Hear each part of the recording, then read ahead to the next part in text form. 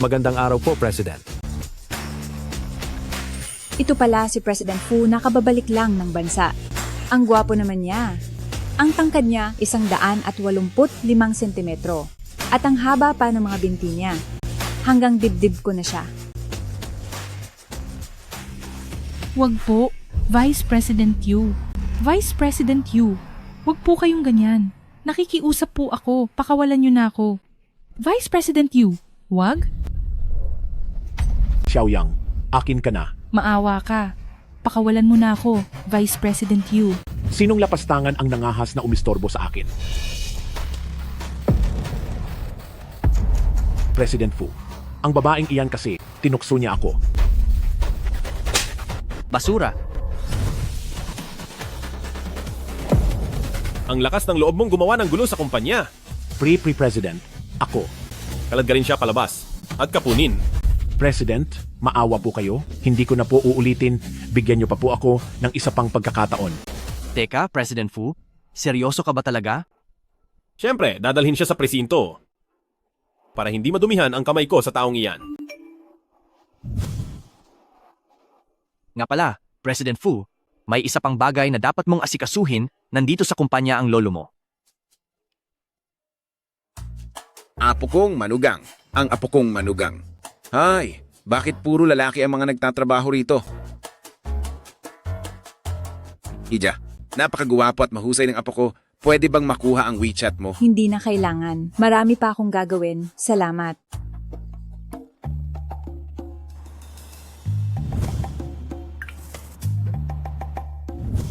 Hello, Ma. Nandito na po ako sa kumpanya. Ayos naman ang lahat dito. Huwag ka nang mag-alala. Magtatrabaho ako ng mabuti para suportahan kayo ni Papa. Ija, pwede bang makuha ang WeChat mo? Ang apo ko ay Ang tanda nyo na, bakit nyo pa hinihingi ang WeChat ng mga dalaga? hindi para sa akin ito. Para ito sa apo ko. Lolo, i-add po kita.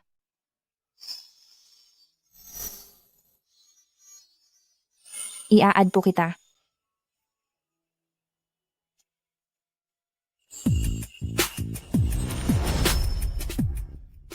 Napakabait talaga ng batang ito. Gusto ko siya. Heto bata, hindi ka ba natatakot na baka manloloko ako? Ngayon, hindi mo dapat basta-basta pinagkakatiwalaan ang kahit sino. Lolo, mukha naman po kayong hindi masamang tao. At saka, naniniwala ako na marami pa ring mabubuting tao sa mundo. Bata, hindi lang maganda ang mukha mo, napakabait mo pa. Halika. I-add mo ako sa WeChat. Sige po, Lolo. Iscan ko po kayo. Sige.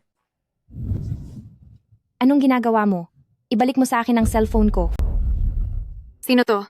Kahit sino ba ay pwedeng pumasok sa korporasyong Guangda? Sa halip na mag-deliver ng maayos? Bakit ka nandito? Pumasok ako rito ng maayos bilang empleyado, kaya ibalik mo sa akin ang cellphone ko. Alam ko na atat ka na, pero pati matandang security guard ay nakuha mong patulan. Ang tanda-tanda na nga niya. Zhang Yuan ka, di ba? Batang-bata mo pa, pero ang sama na ng ugali mo. Magsisisi ka sa ginagawa mo. Ipapatanggal kita sa trabaho sa apo ko. Ikaw? Huwag mo nga akong patawanin. Sino ba ang apo mo? Baka isa ring delivery rider yon. Hoy matanda, kilala mo ba kung sino ako? Ako ang sales team leader ng Korporasyong Guangda. Ikaw. Lolo, pare-pareho lang tayong tao. Pare-parehong kumakain. Nagtatrabaho mula alas 9 hanggang alas 5, kaya walang sinumang mas nakatataas sa iba. Kung ganoon ka kagaling, bakit nagtatrabaho ka pa? Huwag mo akong pangaralan. Isa ka lang delivery rider. Kaya pagkatapos mo, lumayas ka na. Isa na ako ngayon sa mga empleyado ng Korporasyong Guangda. Sa anong karapatan mo para paalisin ako ng ganoon-ganoon lang? Sa asal mong iyan, wala ring silbi kahit nakapasok ka pa. Hindi ka tatagal dito ng 2 araw. Limeng Fei, bakit ka ba nanggugulo rito sa kumpanya? Hiwalay na tayo. Ang mahal ko, na ngayon ay si Yuan. Mukhang magiging kapana-panabik ang eksenang ito. Sige. Sana kayong dalawang manloloko ay magsama ng maligaya habang buhay. Mahal, tingnan mo siya, iniinsulto tayo. Limeng Fei, humingi ka agad ng tawad sa amin.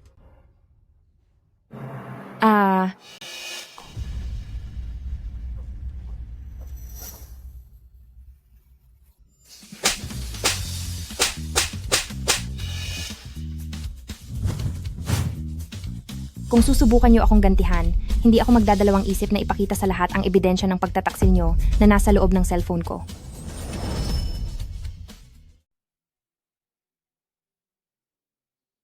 Nakakatuwa ang batang ito. Li Mengfei, huwag kang sumobra. Mabait at malambing si Yuan Yuan at mahusay rin sa trabaho. Tingnan mo naman ang sarili mo, ang itsura mo at pangangatawan, maging ang katayuan ng pamilya mo. Alin ba yan ang maipapantay mo kay Yuan Yuan? Nakagawa lang naman ako ng pagkakamaling karaniwang nagagawa ng karamihan sa mga lalaki. Li Mengfei, nagmamahalan kami ng tapat ni Ginoong Chen Jian. Walang sinusunod na pagkakasunod-sunod ang pag-ibig. Naiintindihan mo ba? Bagay na bagay talaga kayong dalawa. Pinagtagpo talaga kayong dalawa, mga basurang itinadhana para sa isa't isa. Nakakairita kayong dalawa. Dapat lang na ang kumpanyang ito ay matagal na sanang naglinis ng mga basurang gaya ninyo. Tama ang sinabi ng matanda. Totoo, nakakagaan talaga ng loob. Hindi pa ba kayo aalis? Gusto niyo pa bang masampal? Sige. Ang tindi mo. Humanda ka sa akin. Tara na. Pwe, Lolo, ayos lang po ba kayo? ayos lang si Lolo. Ang galing mo, Iha. Hangang-hanga sa iyo si Lolo.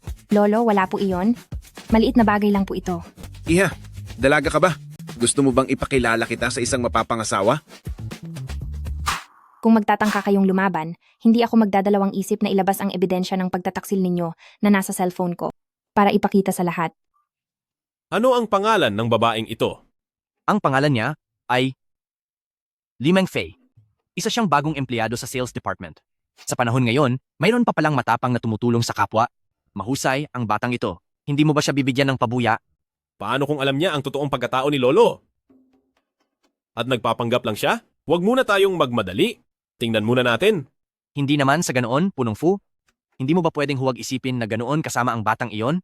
At saka, idinagdag ni Lolo ang WeChat ng bata para lang makahanap ng mapapangasawa mo. Pero bakit ba nagmamadali si Lolo? Babalik na sa bansa si Binibining He at may kasunduan kayong magpakasal.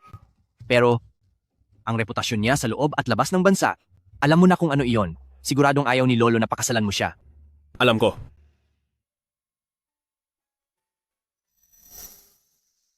Nene, nasaan ka?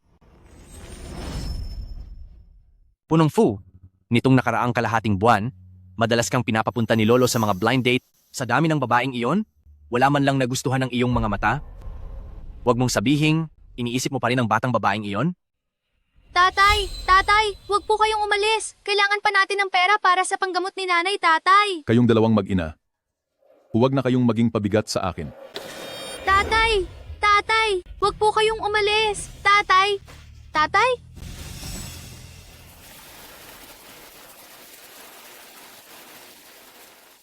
Kuya, bakit ka umiiyak dito ng mag-isa?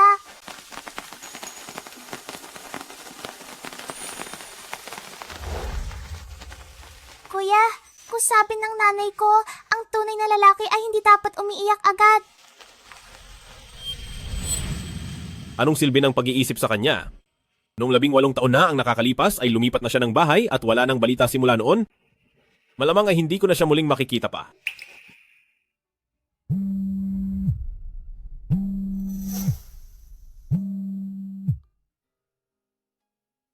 Hello, Lolo. Ano po iyon? Apo ko, bumaba ka na rito agad. May magandang balita ang lolo sa'yo. Ikaw talaga, malapit ka nang magkaroon ng asawa. Neng, bababa na ang apo ko rito, siguradong matutuwa ka kapag nakita mo siya mamaya. Lolo, hindi ko pa man lang nakikita ang apo ninyo. Paano ko siya mapapakasalan? Malilate na po ako sa trabaho. Kailangan ko nang umalis. Babye po. Ay, aray. Ang sakit ng dibdib ko. Lolo, okay lang po ba kayo? Tara, dadalhin ko po kayo sa ospital. Neng, dati pa itong nararamdaman ni Lolo. Ayos lang ako. Hindi po pwede, Lolo. Mahalaga ang kalusugan ninyo. Baka lumala pa iyan kapag hindi naagapan. Ay, okay lang talaga ako. Gagaling din ako kapag dumating na ang apo ko. Lolo!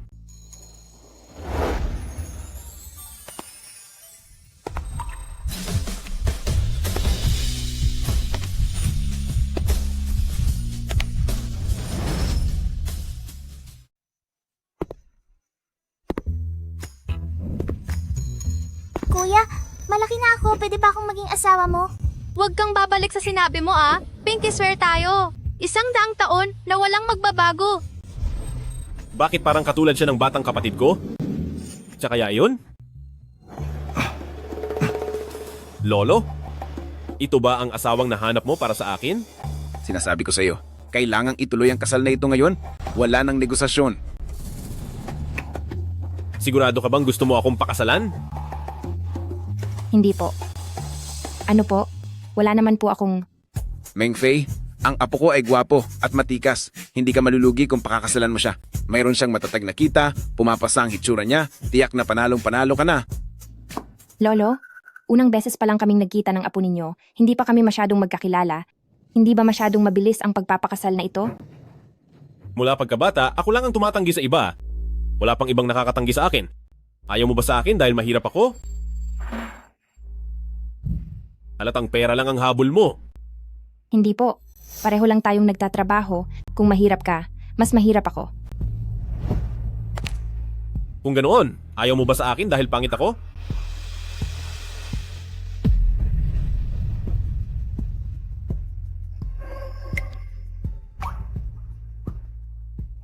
Hindi po. Napakaguwapo ninyo.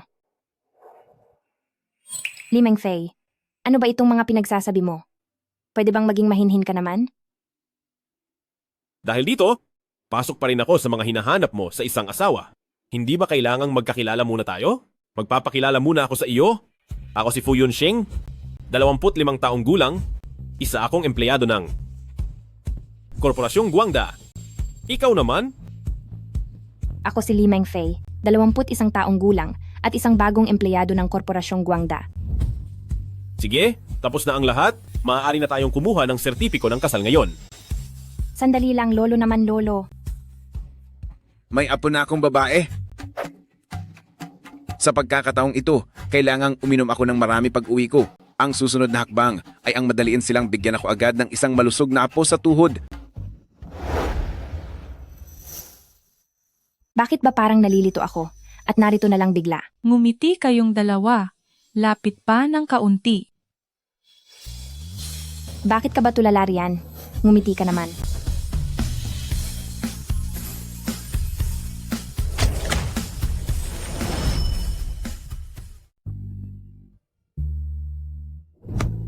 Sa unang araw ko sa trabaho, naging may asawa na agad ako. Kung malalaman ito ni na mama at papa, siguradong papatayin nila ako. Ayoko nang isipin. Aba, Lolo! hahaha, sa wakas, may asawa na ang panganay kong apo. Pupunta uli ako sa altar ng pamilya para magdasal. Para naman magkaroon na agad ako ng apo sa tuhod. Ay, oo nga pala. Siguraduhin mong itatrato mo lang mabuti ang asawa mo. Lolo, ako naman ang tunay ninyong apo rito ah. Eh, ano naman ngayon? Apo nga kita, pero mas mahalaga ang asawa ng apo ko. Ay, oo nga pala. May regalo pa pala ako. May daan-daang milyong piso sa loob ng card na ito, Lolo. Ano po bang ginagawa ninyo? Para ito sa asawa ng apo ko. May pakialam ka ba? Mengfei, ito ang regalong inihanda ni Lolo para sa iyo. Heto, kunin mo na. Lolo, masyado po itong mahalaga, hindi ko po matatanggap. Mengfei, hindi mo man lang ba itatanong kung magkano ang laman nito?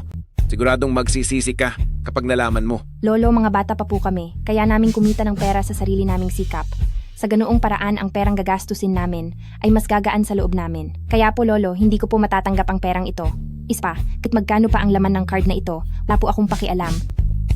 May kakaiba sa babaeng ito. Hindi ka pipilitin ni Lolo. Itatabi ko muna ang perang ito para sa inyo. Medyo napapagod na si Lolo. Babalik muna ako para matulog. Hahaha, aalis na ako. Sige. Dahil nakaalis na ang lolo mo, ngayon na habang sariwa pa ang lahat, bumalik na tayo para asikasuhin ang diborsyo. Hindi man lang tumanggi ng matagal si Lolo nang sabihin kong walang pera, humingi agad siya ng diborsyo. Talagang pera lang ang habol ng babaeng ito. Sabihin mo, magkano ang gusto mo? Seryoso ka ba, kuya? Pinakasalan lang kita para tulungan kang pasayahin ang lolo mo. Akala mo ba talaga ay ganoon akong klaseng tao? Hindi niya ba talaga alam ang pagkatao ko? Kung ganoon, hindi na muna tayo magdidiborsyo. Bakit naman? Bakit naman? Ibabalik ko pa ang pagiging single ko para makipaglandian sa mga gwapo. Ikaw pa talaga, sapat na ngang mapangasawa mo ang isang guwapong gaya ko. Sa madaling salita, hindi muna tayo magdidiborsyo ngayon. Eh, kailan naman tayo maghihiwalay? Kapag libre na ako, masyado akong abala. Akin na ang cellphone mo. Para saan? Password.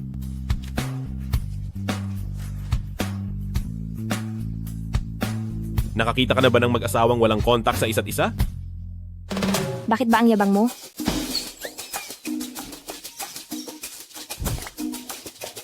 Halo, bakit? Meng Fei, bakit wala ka pa rito? Unang araw mo ngayon sa trabaho, mahuhuli ka na. Patay na, patay na. Lagot na ako.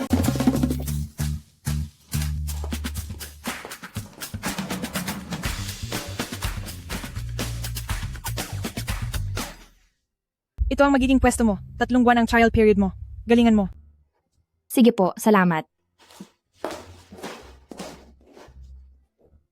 Grabe, pagod na ako.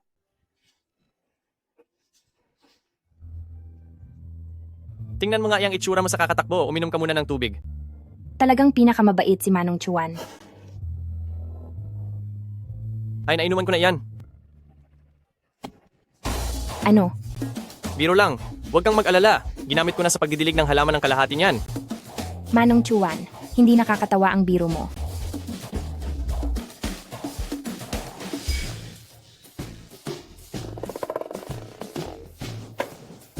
Wow! Ang daming guwapo sa kumpanya natin. Kaya naman pala maraming babae ang gustong magtrabaho rito. Isa talaga itong napakagandang tanawin. Hindi mo ba alam? Sobrang gwapo ng CEO natin. Kahit akong lalaki ay sumusuko sa kagwapuhan niya. May litrato ba siya? Gusto ko siyang makita. Sobrang misteryoso ng CEO natin. Kaunti lang talaga ang impormasyon tungkol sa kanya. At lalong wala rin mga litrato niya. Ano bang pangalan niya? Isi-search ko lang sa internet.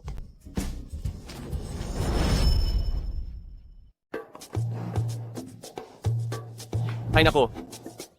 May gana ka pang mag-search ng mga pogi rito. Huli ka na sa unang araw ng trabaho. Bilisan mo at magpaliwanag ka kay Supervisor Liu.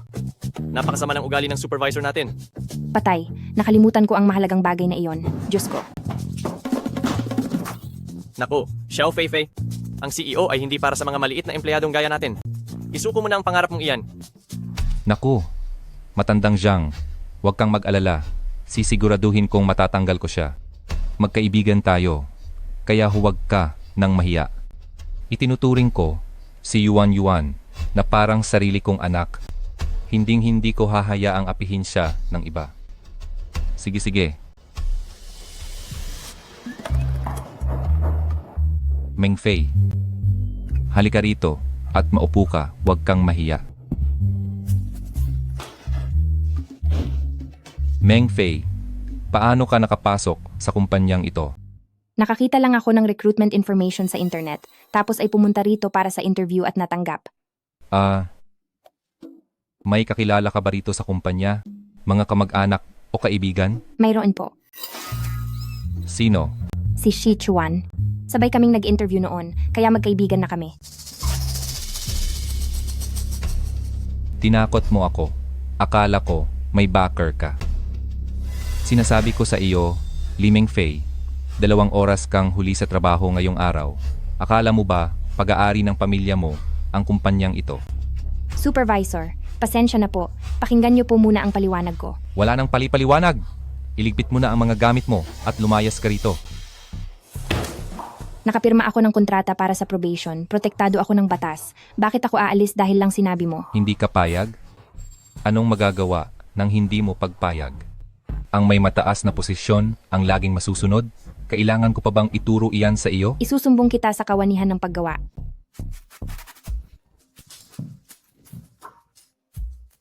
Espesyal na asistente Shen. Sige po, sabihin niyo po. Sige po, naintindihan ko. Hay, bumalik ka rito. Hindi ba't hindi ka sang-ayon? Patutunayan ko ito sa iyo para maniwala ka.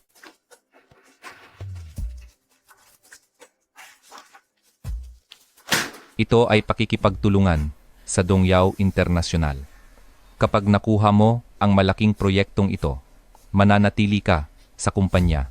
Pero kapag hindi, lumayas ka na. Sige, patutunayan ko sa'yo.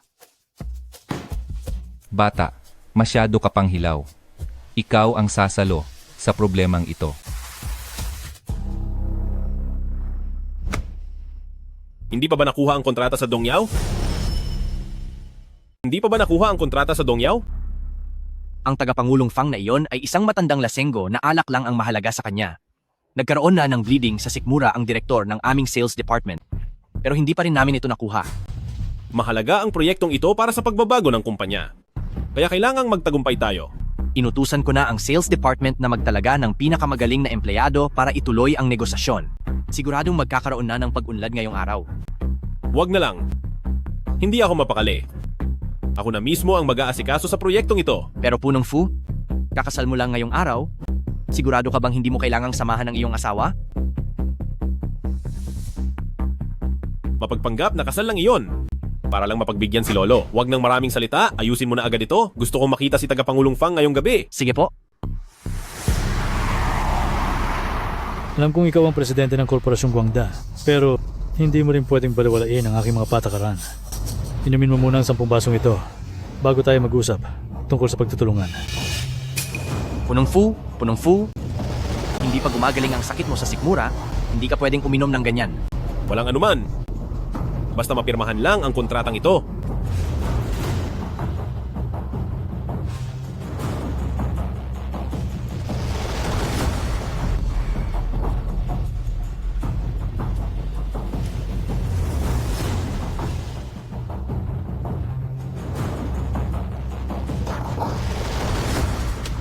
Masama ito.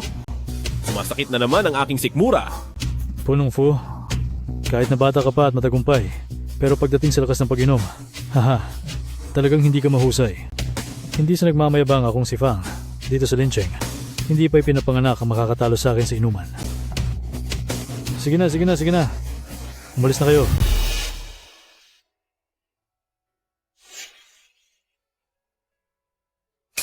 Bakit siya narito rin? Huwag mong sabihing nandito rin siya para sa negosasyon. Mukhang nasasaktan siya ng husto.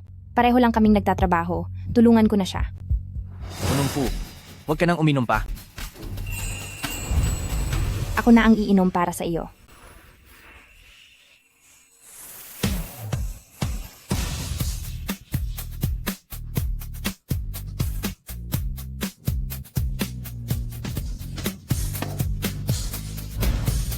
Tagapangulong Fang, huli na akong dumating ngayong araw. Parurusahan ko ang sarili ko sa pag-inom ng bote na ito.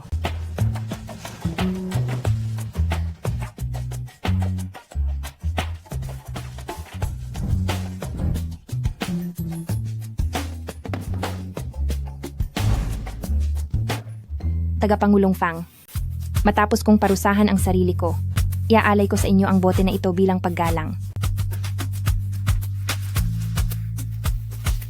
Napakahusay.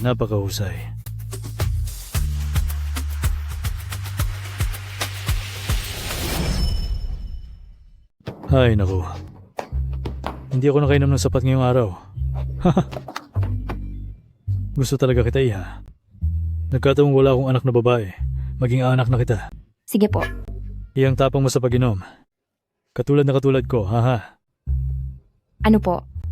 Tagapangulo Fang, kailan po ba natin pipirmahan ang kontrata? Ay nako, pipirmahan na. Nagsalita na nga ako. Siyempre naman. Sige po. Nandyan na ang sasakyan. Ang lakas mong uminom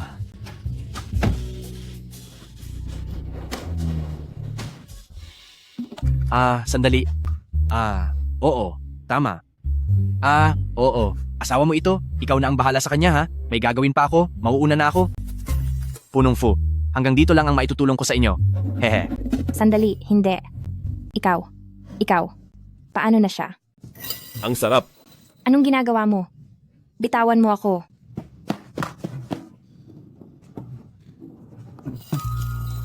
Asawa kita. Bakit ang ganda-ganda ng asawa ko?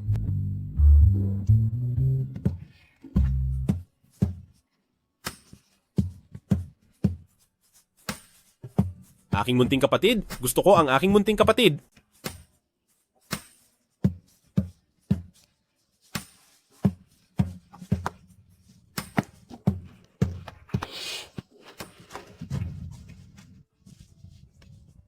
Balat na hugis paru-paro.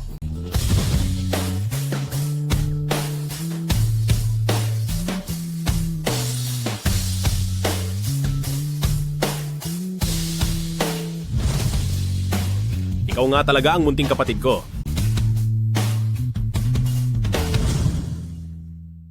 Talagang ang ikaw ang nakababata kong kapatid. Ano? Nakababatang kapatid.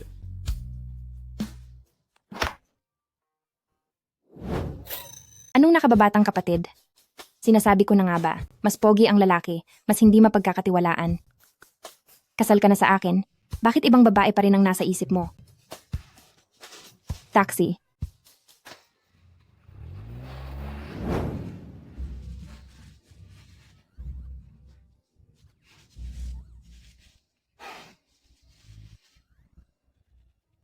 Itong mga kabataan ngayon ay talagang mapusok, hindi mapaghiwalay.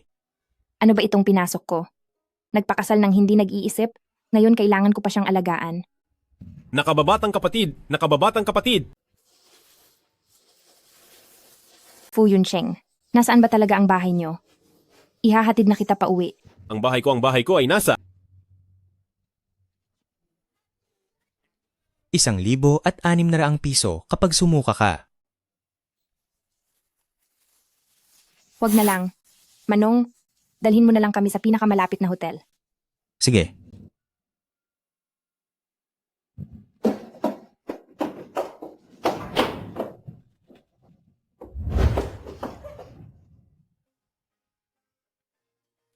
Huwag kang aalis. Huwag kang aalis.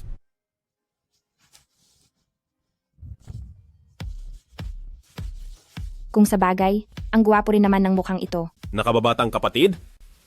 Nakababatang kapatid. Manloloko, anong oras na ba? Nakababatang kapatid mo pa rin ang iniisip mo. Pagkatapos ng lahat, nang hirap ko para lang mabuhat ka pabalik dito.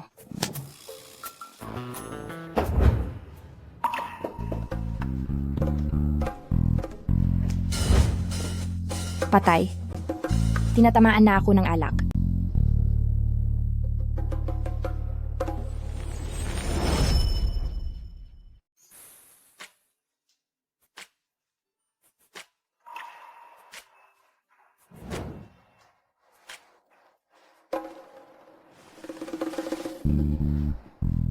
Nasaan ba ito?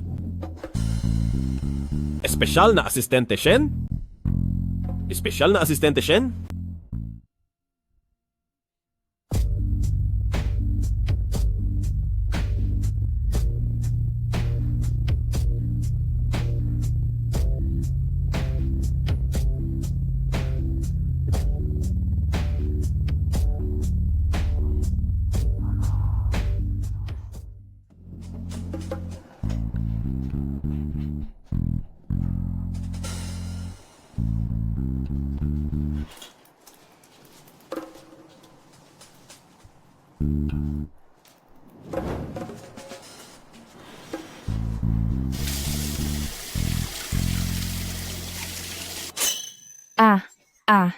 Fu Yunsheng, ikaw lumabas ka. Bakit ka nandito? May gana ka pang magtanong. Kung hindi lang kita binuhat pa uwi kagabi, ay malamang sa kalsada ka na natulog. Kahapon. Ikaw. Anong ikaw? Labas. Bakit ang sakit ng ulo ko? Ano bang nangyari kagabi? Nag-blackout ako dahil sa pag-inom. Sandali. Fu Yunsheng, kagabi, wala namang nangyari sa atin, di ba? Marami akong nainom, kaya hindi ko na matandaan. Ano bang inaasahan mong mangyari? Hindi ko masyadong makuha ang punto mo. Hay, hayaan na nga. Huwag kang mag-alala. Papanagutan kita. Hoy, anong ibig mong sabihin? Anong pananagutan ang sinasabi mo?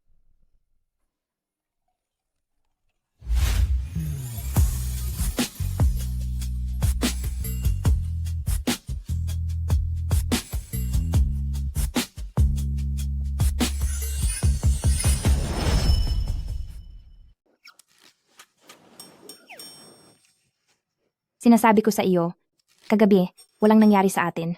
Kung maglakas loob kang magkalat ng chismis sa labas, humanda ka at pupunitin ko ang bibig mo. Sige. Pangako, hindi ako magsasabi. Siya nga pala, nandito ka rin ba para sa pakikipagtulungan? Paano kung hindi matuloy ang usapang ito? Ano ang gagawin mo? Kung hindi ito magtatagumpay, mawawalan na ako ng trabaho. Ang pambili ng gamot ni Lolo, hindi ko na mababayaran ang mga gastusin sa ospital. Hala, ganoon ba kalala? Kahit na hindi rin mayaman ang pamilya namin, mabuti na lang at buhay pa ang mga magulang ko. Kaya sa iyo na ang kontratang ito. Kahit na ito lang ang tanging pagkakataon ko para manatili sa Korporasyong Guangda, tingin ko ay mas kailangan mo ito. Talaga bang ibinibigay mo na ito sa akin? Siyempre. Ang trabaho naman, maaari pa akong makahanap ng bago. Kahit pa manatili ako ngayon, ang manager ko ay siguradong maiinis din sa akin balang araw at sisibakin pa rin ako. Unang araw mo pa lang sa trabaho, gusto ka na nilang sibakin? Basta, gusto mo ba o hindi? Oo. Nagbibiro lang ako sa iyo. Hindi naman ganoon kalubha. Ang kontratang ito ay hindi ko nakuha. Ikaw na ang pumirma. Tinakot mo ako. Ang lakas ng loob mong lokohin ako. Malilintikan ka sa akin mamaya.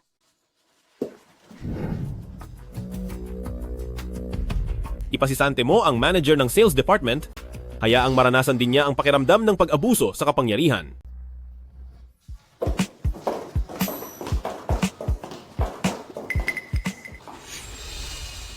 Li Mengfei, talagang hindi ka talaga mawala-wala sa paligid at pumunta ka pa rito sa hotel para harangin kami ni Yuan Yuan. Li Mengfei, kami na ni Ginoong Chen Jian ngayon. Pwede ba? Huwag mo na kaming gambalain.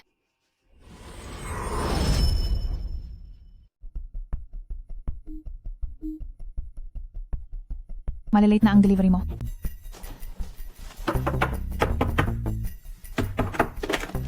Customer, ang inyong Mengfei, Ginoong Chen Jian? Bakit ka nandito? Hindi ba't naghahanap ka ng trabaho? Mengfei, hindi ako ito. Ipapaliwanag ko sa iyo mamaya. Hi. Ginoong Chen Jian, wag mo akong gawing tanga. Sino ba talaga ang taong iyon sa loob? Ako ito. Oh, hindi mo pa pala alam, di ba? Kami ni Ginoong Chen Jian ay kalahating taon nang magkasama at madalas kaming pumunta rito. Li Mengfei, wag mo rin akong sisihin. Si Yuan Yuan ang team leader sa Korporasyong Guangda. Ikaw ang walang ambisyon sa buhay, wala kang narating.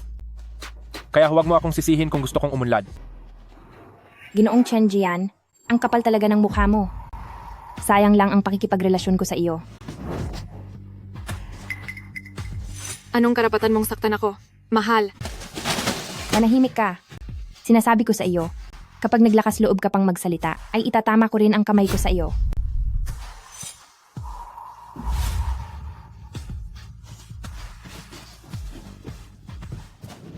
Li Mengfei, humanda ka sa akin. Hindi kita palalagpasin. Yuan Yuan, huwag kang mag-alala, ikaw lang ang mamahalin ko habang buhay. Para kayong mga ambisyosong palaka na masyadong bilib sa sarili ninyo. Kayong dalawa, bagay na bagay kayong magsama habang buhay, di ba? Huwag na kayong maghanap ng iba para hindi na kayo makapamerwisyo pa. Li Mengfei, humanda ka sa akin. Hindi ka na makakatagal pa sa Korporasyong Guangda.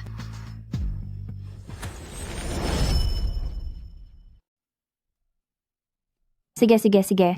Maliit na bagay lang ang mga ito. Walang problema talaga. Director Fang, walang problema sa pirma na ito. Sige po, bababa ko na ang tawag, bye-bye.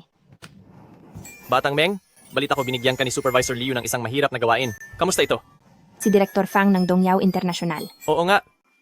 Balita ko ang leader ng pangalawang grupo na si Yuan Yuan ay ilang beses nang nabigo. Halos lumuhod na siya, pero hindi pa rin napipirmahan ang kontratang ito. Ano ba ang alam mo? Anong Director Fang? Ninong ko kaya iyon? Huy! Kagabi lang, ay nag-inuman pa kami. Tignan mo, pirumado na itong kontrata ko. Patingin nga ako. Ay, hindi pa nga sigurado ang lahat. Nagsisimula ka na agad magmayabang? Iyong Director Fang na iyon, ay hindi naman kayo kilala talaga. Tapos pag-uusapan ng kooperasyon, talagang katawa-tawa. Mengfei, unang araw mo pa lang sa kumpanya, pero nakakuha ka na ng proyekto. Hindi ito kapani-paniwala. Napakalaking proyekto nito. Hindi ka naman siguro nagsisinungaling. Hindi maganda ang ganyang ugali. Li Mengfei, hindi ko akalain na ganito ka pala noong magkasama pa tayo. Bilang tao, dapat ay maging tapat at matino kagaya ni Yuan Yuan. Tayo, wala ring silbi kahit payuhan natin siya. Sadyang mahilig lang siyang magpanggap, di ba? Sabi naman ng supervisor, kapag hindi niya naayos ang kontratang ito, kailangan na niyang mag-impake at lumayas ngayong araw. O nga pala, Sinong nagsabing hindi ko ito nagawa? At isa pa, ako ay nasa unang grupo. Ikaw na leader lang ng ikalawang grupo. Anong karapatan mong pakialaman ako? Talagang nakikialam ka sa hindi mo naman dapat pinapakialaman. Niloloko mo lang kami sa pamamagitan ng pagpapakita ng kahit anong folder. Sino namang maniniwala riyan? Ikaw talaga ay huwag nang magpahiya rito. Magpakatino ka na lang at bumalik sa pagde-deliver ng pagkain. Oras ng trabaho pero hindi kayo nagtatrabaho ng maayos at nagsisigawan pa rito. Supervisor, tamang-tama ang dating nyo. Sinasabi ni Li Mengfei na nakapirma siya ng kontrata sa tagapangulong Fang ng Dongyao International. Ngayon, ay ihahanda na niyang ibigay ang kontrata sa inyo. Magaling din ang batang babaeng ito ah. Akin na, patingin ang kontrata. Sige po.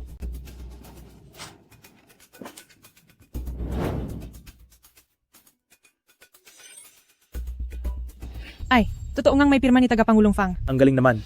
Nakita ko, ang halaga ng deal ay 780 milyong piso. Bakit? Paanong nangyari iyon? Unang araw pa lang niya sa trabaho, pero nakakuha na agad siya ng ganito kalaking deal.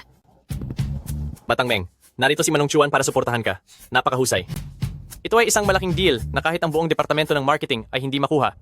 Yuan, leader ka pa naman ng ikalawang grupo. Hindi ba halos lumuhod ka na para lang makiusap kay tagapangulong Fang na pumirma ng kontrata? Kaya huwag ka nang mainggit yan. Imposible. Siguradong wala siyang kakayahang gawin iyon. hoy, Yuan, may komisyon ba talaga siyang 7,800,000 piso? Wow, yayaman na siya rito. Li Mengfei, nakita ko na ang sulat kamay ng tagapangulo, ang kontratang ito na hawak mo, ay peke. Fake eh. Fake? Talagang fake pala ito. Ito ay fake. Ito. Paanong nangyari ito? Ito ang pinirmahan namin ni tagapangulong Fang kaninang umaga lang. At nakita ko mismo sa sarili kong mga mata noong pinirmahan niya ito. Hindi maaari. Tatawag ako ngayon din para malinawan. Ikaw. Gumawa ka na nga ng mali, ayaw mo pang umamin. Sadyang napakasinungaling mo. Hindi kailangan ng korporasyong Guangda ang empleyadong tulad mo. Sisante ka na, magligpit ka na ng gamit at lumayas. Aaminin ko ang mga bagay na ginawa ko, pero bakit ko aaminin ang mga bagay na hindi ko naman ginawa? At isa pa, wala ka pang malinaw na investigasyon pero bakit mo ako pinapaalis? Tama po siya. Supervisor, hindi magagawa ni Batang Meng ang ganoong bagay. Isang hamak na empleyado ka lang, nagagawa mo pang turuan ako sa trabaho, umalis ka rin kasama niya. Ikaw.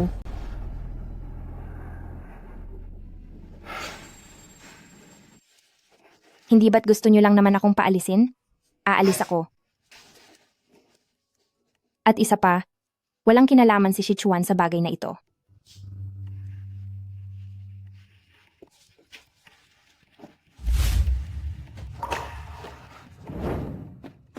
Li Mengfei, tugmang-tugma talaga sa iyo ang pangalan mo. Buong araw ka na lang talagang nangarap ng gising, masyadong nakakatawa.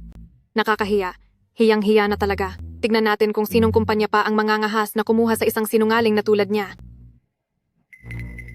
Yuan, sumunod ka sa akin, sa opisina. Ang iba naman ay bumalik na sa trabaho.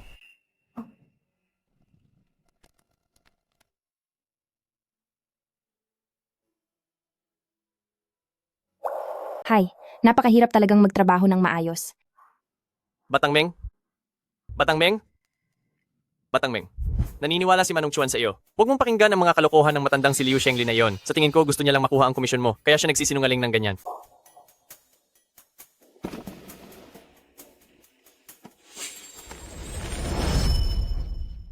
Manong Chuan, salamat sa pagtitiwala mo sa akin. Pero hindi pa naman tayo ganoon katagal na magkakilala. Bakit ganoon na lang ang tiwala mo na hindi ako nagsisinungaling? Batang Meng, natatandaan mo ba nung unang araw ng interview natin? Nawala ko kasi ang resume ko noon at ikaw ang unang lumapit at kumontak sa akin. Kaya naman, sa bait mong iyan, naniniwala akong hindi mo magagawang mandaya. Sayang naman. Sa mundong ito, kailangan ng koneksyon at kapit. Pero wala man lang akong kakilalang kahit isang mataas na opisyal dito sa Korporasyong Guangda. Wala talaga akong magagawa laban sa kanila. Hay, mukhang sikat na sikat talaga si Madam. Guwapo rin ang lalaking iyon. Hay, pero malayo pa rin ang itsura niya kumpara sa inyo, punong fu. Espesyal na asistente, Shen. Po? Masyado ka yata ngayong walang ginagawa. Gusto mo bang ipadala kita sa Afrika para magsanay? Pasensya na po, Punong Fu.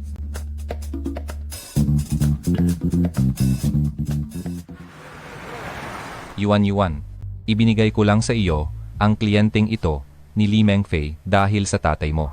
Kailangang magpakitang gilas ka sa harap ng presidente. Huwag mo akong ipapahiya. Tito Liu, ikaw na talaga ang pinakamabait kong tito. Kapag naging matagumpay na ako, hinding-hindi ko makakalimutan ang tulong niyo. Yuan, ang bibig mo talaga, napakasarap pa ring magsalita. Tutok na tutok ang presidente sa proyektong ito ng Dongyao International. Pagdating niya mamaya, huwag kang kakabahan. Galingan mo lang ang pagre-report, ha? Sige po.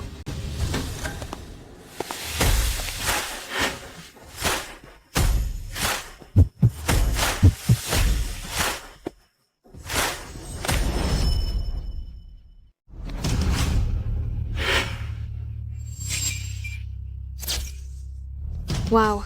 Sa sobrang misteryoso ni Punong Fu noon, akala ko ay isa siyang pandak at mataba, pero iyon pala ay isa siyang napakagwapong lalaki. Kung makakapit lang ako kay Punong Fu, ay talaga namang napakasaya niyon. Punong Fu, silang dalawa ay mga empleyado mula sa ating departamento ng benta at mayroon silang mahalagang bagay na dapat iulat sa inyo. Magsalita kayo.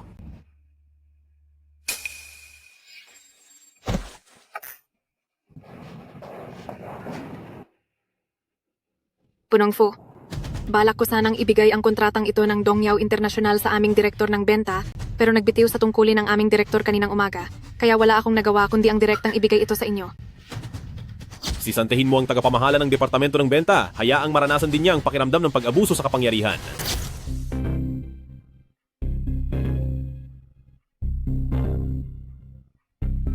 Napakahusay! Anong premyo ang gusto mo? Kilala ako sa pagiging patas pagdating sa gantimpala at parusa. Gusto ko pong pumasok sa opisina ng presidente. Basta't malapit lang ako kay Punong Fu, siguradong mahuhulog din ang loob niya sa akin. Walang problema? Pero gusto ko lang siguraduhin, sigurado ka bang ang kontratang ito ay ikaw mismo ang nakakuha? Hindi ako papayag. Manong Chuan, hindi talaga ako naniniwala na wala man lang kahit isang tao rito sa Korporasyong Guangda ang papanig sa atin. Tama ka, Batang Meng. Nandito lang si Manong Chuan para suportahan ka. Hoy, paano kaya kung hanapin natin ang presidente para bigyan tayo ng hustisya? Pero presidente siya. Ni hindi pa nga natin siya nakikita ng personal. Sa tingin mo ba ay lulutasin ng isang presidenteng gaya niya ang maliliit nating problema? Nabalitaan ko kasi na tinanggal lang sa trabaho ang sales director kaninang umaga dahil sa pang-aabuso sa kapangyarihan. Sa tingin ko ay mukhang makatwirang tao naman ang presidente natin. Sige, kung ganoon nga, kailangan nating makuha ang hustisyang para sa atin. Sigurado ka bang ikaw ang nakakuha ng kontratang ito? Pag-isipan mong mabuti kung ano ang kahihinatnan mo kapag niloko mo ako. Kami lang ng matandang si Liu Shengli ang nakakaalam tungkol sa bagay na ito. Siguradong hindi malalaman ni Punong Fu ang katotohanan. Punong Fu, ako po talaga ang pumirma sa kontratang ito. Si tagapamahalang Liu ang makakapagpatunay niyan. Ay, opo. Tama po siya. Kahit sino naman ay kayang magsabi ng magagandang salita, hindi ba? Mayroon ka bang ibang ebidensya para patunayan niyan? Bahala na. Ibubuhos ko na ang lahat. Kaya kong mangako ng may panunumpa na ako talaga ang pumirma sa kontratang ito. Ang panunumpa mo ay parang biro lang. Paano kung niloloko mo lang kami? Kung hindi ako ang pumirma sa kontratang ito, sana ay mabangga ako ng sasakyan paglabas ko. O kaya ay mahulog ako mula sa gusali at mamatay. At hinding-hindi na rin ako makakatapak pa sa industriyang ito. Hindi naman talaga magkakatotoo ang sumpa ko kung hindi ay puro mabubuting tao na sana ang nandito sa mundo. Matindi ang batang ito. Siguradong malayo ang mararating niya sa hinaharap. Sige, dahil dyan, bibigyan kita ng magandang pabuya sa harap pa mismo ng lahat ng sales personnel ng kumpanya para hayaan din silang matuto ng mabuti mula sa iyo.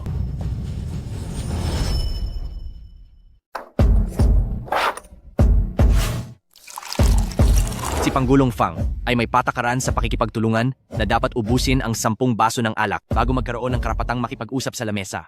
Chang Yuan, sige na.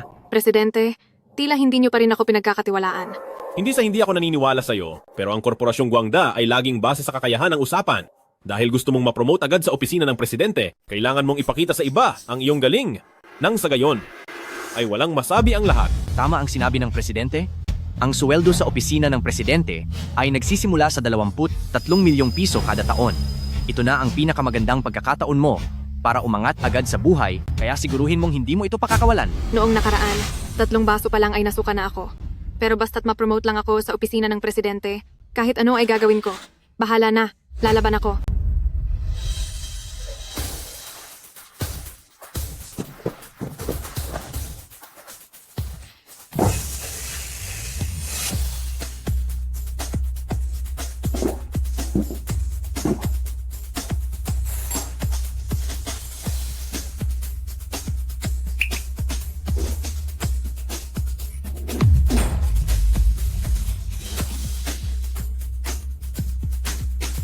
Tapos na. Yari na ang lahat. Bakit ba kasi ako nagbitiw ng walang saysay na pangako? Siguradong madadamay ako rito. Nakakatawa talaga? Nakatatlong baso lang ay nasuka na, tapos ganyan ka makikipag-usap ng negosyo kay Ginoong Fang? Kaya kaya ko pa uminom. Hindi ba si Li Mengfei ang nakakuha ng kontrata sa Dongyao International? Ninanakaw lang pala niya ang kredito ng iba, Diyos ko. Nakakadiri siya. Manahimik kayong lahat.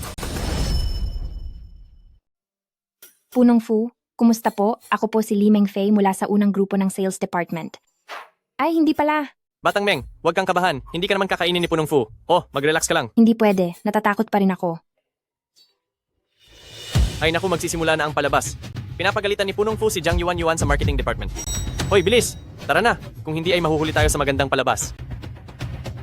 Sinasabi ko sa inyo, napakaraming kontrata na ang nakuha ko, napakalaki ng kinita ng kumpanya dahil sa akin, at hindi nyo alam kung gaano karaming hirap at pagod ang ibinuhos ko. Ngayong araw, medyo wala lang ako sa kondisyon ngayong araw. Malakas naman talaga akong uminom. Ang kontrata sa Dongyao na iyon, ay nakuha ko rin kahit na nagdugo ang sikmura ko sa kakainom. Puro ka kasinungalingan. Malinaw na si Li Mengfei ang nakakuha ng kontratang ito sa Dongyao. Espesyal na asistente siya, abisuhan ng buong industriya na iban agad si Zhang Yuan. Panahon na para tuparin ang iyong sumpa.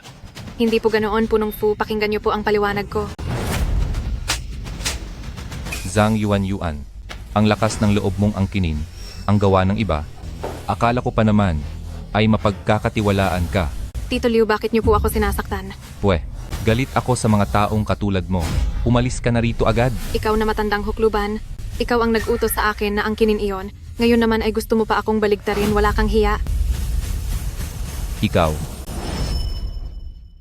Zhang Yuan, subukan mo pang magsalita ng kung ano-ano at talagang pupunitin ko ang bibig mo. Wag na wag niyo po siyang papaniwalaan, boss.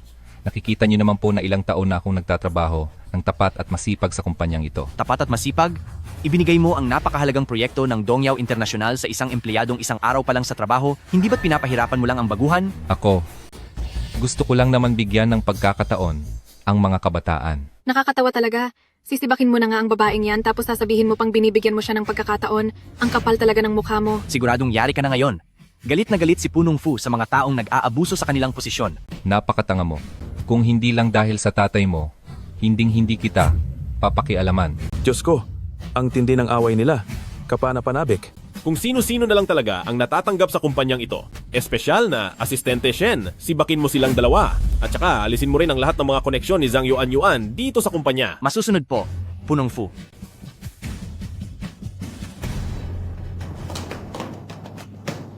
Shichuan, tingnan mo si Zhang Yuan. Basang-basa ang mukha sa luha. Siguradong napagalitan siya ng husto. Ang sarap naman sa pakiramdam nito. Totoo yan, ang galing talaga ng ating Punong Fu. Shichuan, tara na. Gusto kong makita kung ano ba talaga ang hitsura ng ating boss at para na rin mapasalamatan siya ng personal. Mukhang pamilyar ang likod niya. Siya ay... Lagot na. Kapag nakita ni Punong Fu na hinihila ni Mrs. ang ibang lalaki, tiyak na magsiselos iyon ng husto. Hindi maaari, hindi niya ito dapat makita. Anong ginagawa mo? Punong Fu, may mahalagang kailangan sa inyo si Punong Liu? Sobrang apurahan ito? Kung may mahalagang pakay, bakit hindi na lang sabihin? May inaasikaso ang presidente sa ngayon. Hindi pa kayo pwedeng pumasok. Sino kaya ang dapat piliin? Ang kababata o ang bagong dating? Nakakalito talaga. Punong Fu, kumusta na kayo ni Mrs.? Noong nakaraang gabi, Pwede ba? Huwag kang maging chismoso sa buong maghapon. Punong Fu, kasal na kayo ni Mrs.? Pero paano kung biglang lumitaw ang kababata mo? Hindi ba't magkakagulo ng husto? Kasunduan lang ang kasal namin at maghihiwalay din kami balang araw. Seryoso po ba kayo, Punong Fu? Kung hindi mo mahanap ang kababata mo, tatanda ka na lang bang mag-isa? Kapag hindi ka pa tumahimik, maniwala ka na itatapon kita sa Afrika. Naniniwala ka ba na itatapon kita sa Afrika? Wag po. Kasalanan ko po. Tutok na tutok ka kay Li Mengfei? Gusto mo ba siya? Kung gusto ko nga siya, maaari ko ba siyang ligawan? Ligawan mo kung gusto mo. Wala akong pakialam. Ano po? Punong Fu, pag-usapan na lang muna natin ang seryosong bagay. Ibibigay pa rin ang komisyon ni Li Mengfei. Malaking dilang nakuha niya ngayon. Nararapat lang na bigyan siya ng gantimpala. Ikaw na ang bahala. Bago pa lang siya, hindi pwede ang posisyong sales director. Baka mapag-usapan lang siya ng iba. Kaya, I-promote na lang siya bilang team leader. Sige, Sige po. Gagawin ko na po. Nga pala, liligawan ko na talaga siya? Huwag kang magsisisi ah. lumabas ka. Bakit ba ako ganito kay Rita?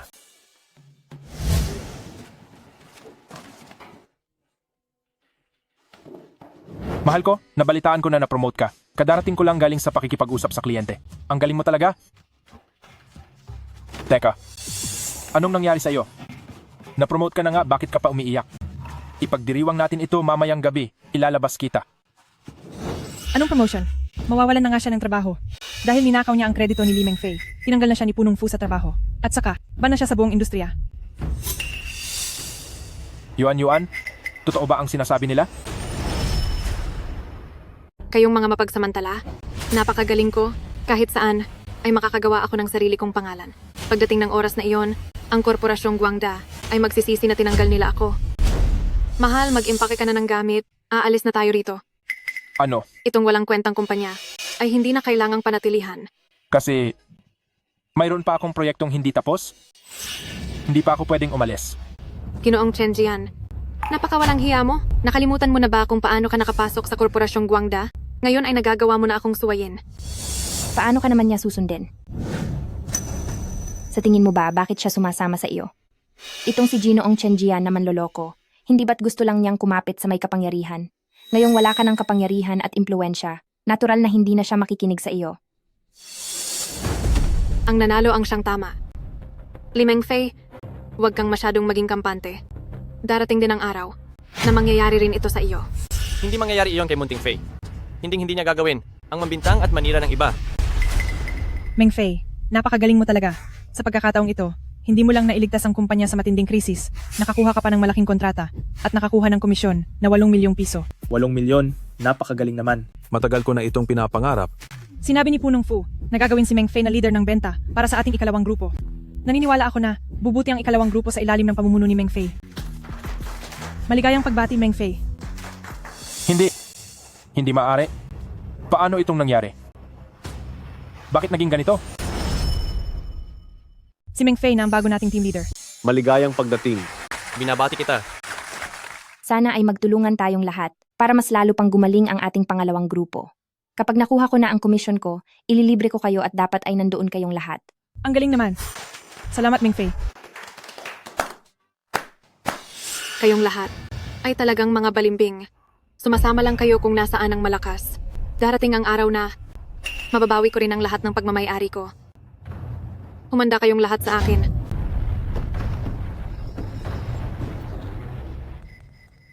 Mengfei, hindi ka lang maganda, kundi napakahusay mo rin. Ang sinumang makapag-asawa sa iyo ay magiging napakaswerte talaga. Tama, Mengfei. Single ka pa ba? Hoy, kayong lahat.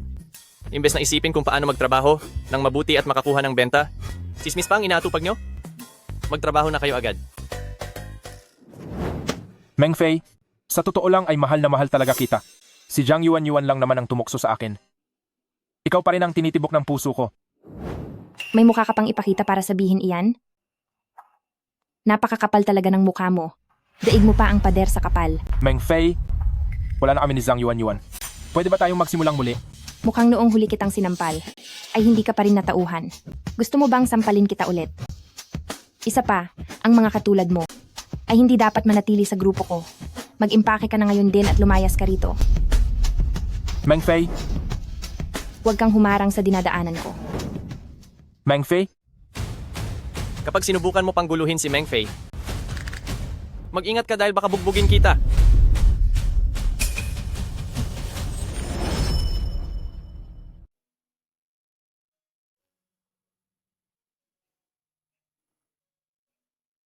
Batang Meng, parang hindi maganda ang pakiramdam mo. Kahit ang promosyon o pera ay hindi kayang gamutin ang sugatan mong puso. Manong Chuan, huwag mo na akong biruin.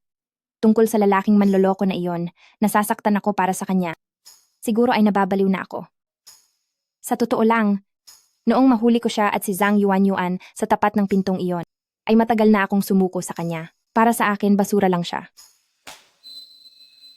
Pero, ano ang ibig sabihin nito? Medyo masaya lang ako at medyo excited din.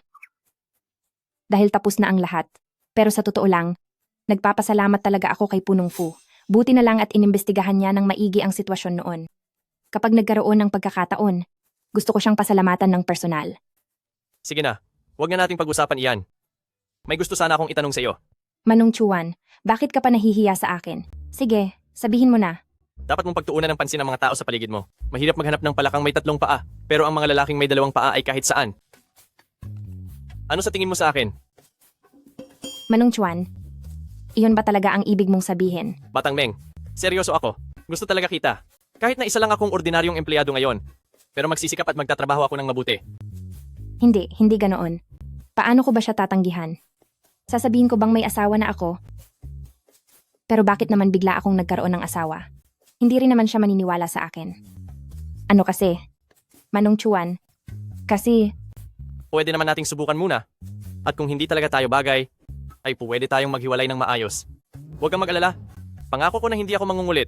hindi sa ganoon. Ang ibig kong sabihin ay... Teka. Huwag ka munang sumagot. Pag-isipan mo ng mabuti. Hindi ako nagmamadali.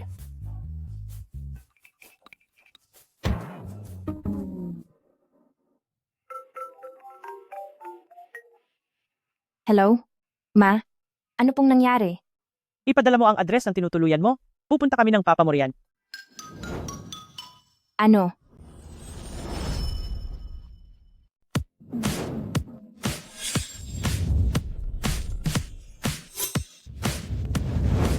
Cheng Kun, talagang nahirapan ang ating anak nitong mga nakaraang taon. Sabi nila ay dapat palakihing mayaman ang mga anak na babae, pero ikaw naman, mas pinili mo pang ipadala ang anak natin sa probinsya ng napakatagal. Hindi ko rin naman yun ginusto. Sa tingin mo ba ay hindi ako nag-aalala sa sarili nating anak? Pero tingnan mo, ang anak ni Tagapangulong Chen ay kaloloko lang ni Huang Mao ng ilang daang libong piso. Yung anak naman ni Matandang Meng, araw-araw na nagbubuhay bulakbol sa mga bar. Isipin mo, kung magiging katulad nila ang anak natin, hindi lang simpleng pag-aalala ang mararamdaman ko, kundi sasakit talaga ang ulo ko. Napakabait at napakamakatwiran talaga ng anak natin. Hindi niya tayo binigyan ng sakit ng ulo sa loob ng maraming taon. Noong nasa kolehiyo pa siya, lagi siyang nakakakuha ng scholarship. Sa tingin mo, hindi ba dapat na nating sabihin sa kaniya ang tungkol sa tunay nating yaman? Hindi pwede. Hindi pa ito ang tamang panahon. Ang ating anak ay, kasi simula pa lang magtrabaho sa lipunan, dapat lang na maranasan niya ang bagsik ng tunay na buhay. At saka, hindi ba't wala pa ring nobyo ang anak natin hanggang ngayon? Pero ano namang kinalaman yan sa usapan natin? Sa pagkakataong ito, wala nang makakapigil sa akin. Malaki ang kinalaman yan. Kapag nalaman ng iba ang tunay niyang pagkatao, paano kung ang mga lalaki ay lumapit lang sa kaniya dahil sa pera natin?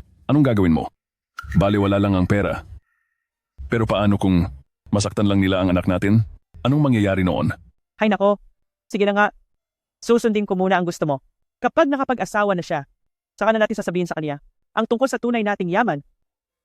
Sir, ma'am, malapit na po tayo sa inuupahang bahay ni Miss.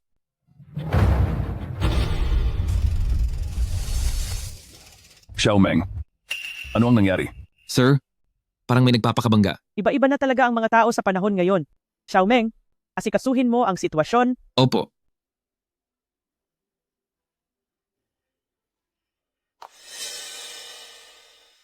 Bakit parang sinatatay at nanay iyon?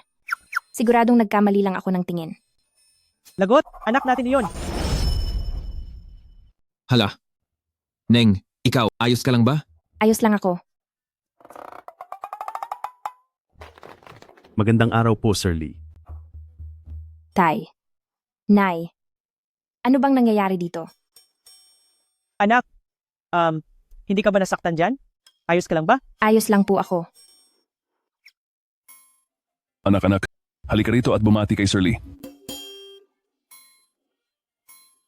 Meng Fei, si Tito Limo ay malaki ang naitulong sa pamilya natin. At isa pa, isa siyang malaking negosyante sa Linjiang. Magandang araw po, Sir Lee. Sige.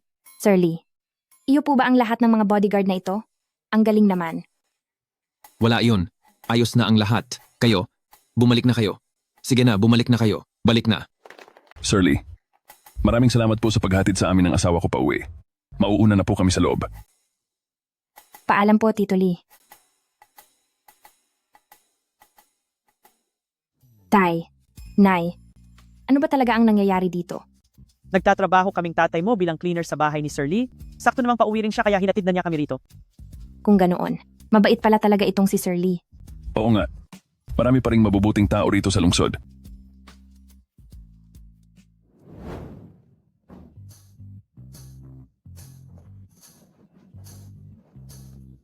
Anak, gising ka na pala. Halika. Uminom ka muna nitong sabaw ng manok habang mainit pa. Napakalinamnam nito. Ang bango naman. Nay, ngayong nandito ka sa tabi ko, napakasaya ko talaga.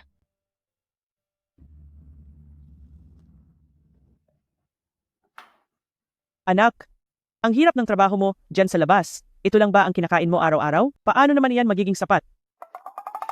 Halika, anak. Kunin mo ito. Bumili ka ng magagandang damit at bumili ka rin ng masasarap na pagkain. Nay, malaki na ako ngayon at kaya ko na rin kumita ng sarili kong pera. At saka kayo ni tatay, sa tanda ninyong iyan ay nagtatrabaho pa rin kayo. Hindi biro iyon. Hindi ko matatanggap ang perang ito. Bakit ba ang tigas ng ulo mo, bata ka? Kunin mo na ito dahil binibigay ko naman sa iyo. Sige na nga. Anak, kumusta na yung nobyong kinuwento mo sa amin noong nakaraan? Yung lalaking iyon na walang kuwenta. Matagal na kaming wala. Wala ka bang nobyo ngayon? Mayroon sana akong sikretong sasabihin sa iyo kapag nagpakasal ka na. Mukhang kailangan ko pang maghintay ng kaunti. Anong sikreto iyon? Nakalimutan ko palang sabihin sa inyo ni tatay. Ang totoo, may asawa na ako. Ano? Ano? Nagpakasal ka na? Ano? Hindi. Kailan ka pa ba nagpakasal? Anak, ang ganito kahalagang bagay. Bakit hindi mo man lang sinabi sa amin ng nanay mo? Kaya mahal kong Ma, pwede nyo na bang sabihin sa akin ang sikretong iyon ngayon? Teka lang. Mas mabuting dalhin mo muna rito ang asawa mo para makilala namin. Wala namang nagpapakasal nang hindi nagpapakita sa mga magulang, di ba? Walang problema. Pero peke lang ang kasal namin. Pupunta kaya siya para makipagkita sa mga magulang ko? Pero, curious talaga ako sa sikretong ito. Naglabas na ang sales department ng appointment para kay Lee Meng-fei. Naintindihan ko? Ipag-book mo ako ng ticket papuntang New Zealand. Magbu-business trip ako. Kung ganoon, mag-empake na rin ako para sumama sa iyo. Wag na. Manatili ka na lang sa kumpanya at magtrabaho ng maayos. Sige, nasisiyahan ka lang mag-isa, bakit hindi mo isama ang misis mo? Ipagbubook ko kayo ng isang luxury couple suite para makapag-honeymoon kayo. Ano bang pinagsasabi mo? Bigla na lang kaming nakakuha ng marriage certificate nang hindi ko maintindihan kung paano, sa kalagayan naming ito ngayon, hindi ko man lang maipaliwanag ang nangyayari.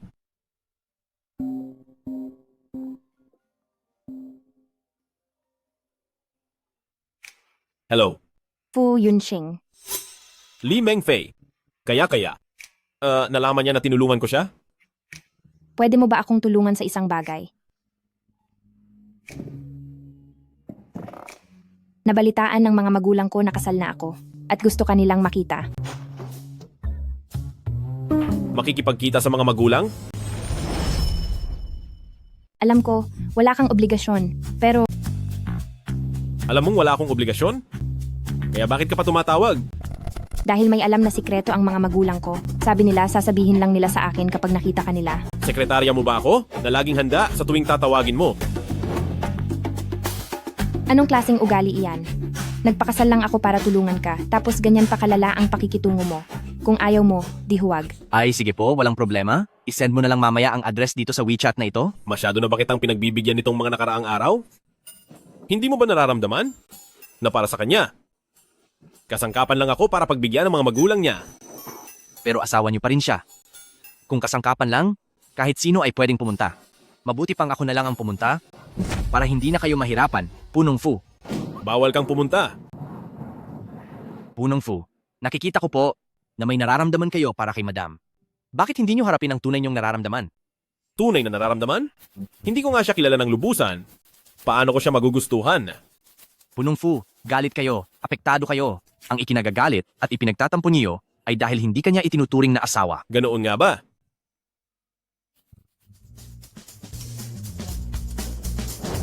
O sige, ako na lang ang pupunta. Huwag mo na akong i-book ng ticket papuntang New Zealand. Pupunta na lang ako doon pagkalipas ng ilang araw. Napakatigas talaga ng ulo mo. Titingnan ko kung hanggang kailan mo kaya iyan. Subalit, si Punong Fu ay may matinding pagtingin pa rin sa batang babaeng iyon. At ngayon ay may asawa na siya. Medyo mahirap ang sitwasyon. Punong Fu, ano po sa tingin nyo ang set na ito? Masyadong magarbo. Kumuha tayo ng mas simple. Pero ang gwapo niyo po talaga sa suot na iyan. Maglabas ka pa ng ilan. Masusunod po, Punong Fu. Dahil nakikita kong pinahahalagahan nyo ito ng husto, siguradong napakahalaga ng handaan ngayong araw, hindi po ba? Oo. Talagang mahalaga ito. Baka hindi na siya darating. Siguro ay wala naman siyang obligasyong tulungan ako.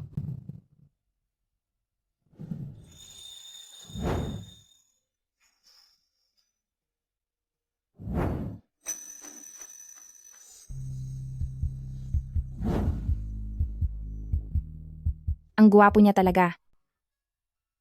Dumating ka nga talaga. Palagi akong tumutupad sa aking mga salita. Inisip mo pa talagang hindi ako darating Hindi naman. para makapaghanda ng husto. Kaya medyo natagalan ako. Ang guwapo mo. Tara na.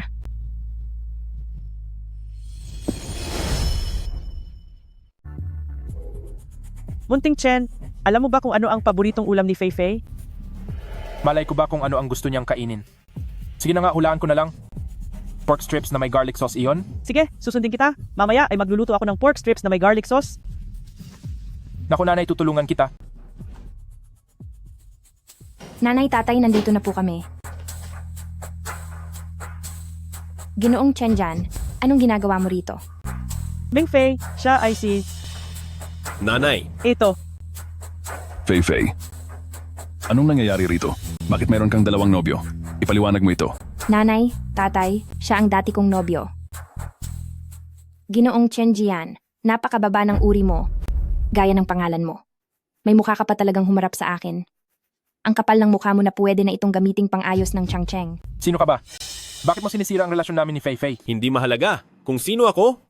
Ang mahalaga ay kasal na kami. Ako ang legal na asawa ni Fei Fei. Ano? Kasal na pala kayo. Siyempre naman.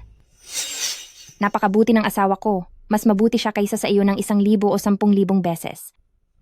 Ngayong nakatagpo na ako ng mabuti, siyempre ay magpapakasal na ako. Bakit? Akala mo ba ay maghihintay pa ako sa iyo rito? Karapat-dapat ka ba? Hayaan mo na, Fei Fei. Hindi ka masyadong mahinahon ngayon?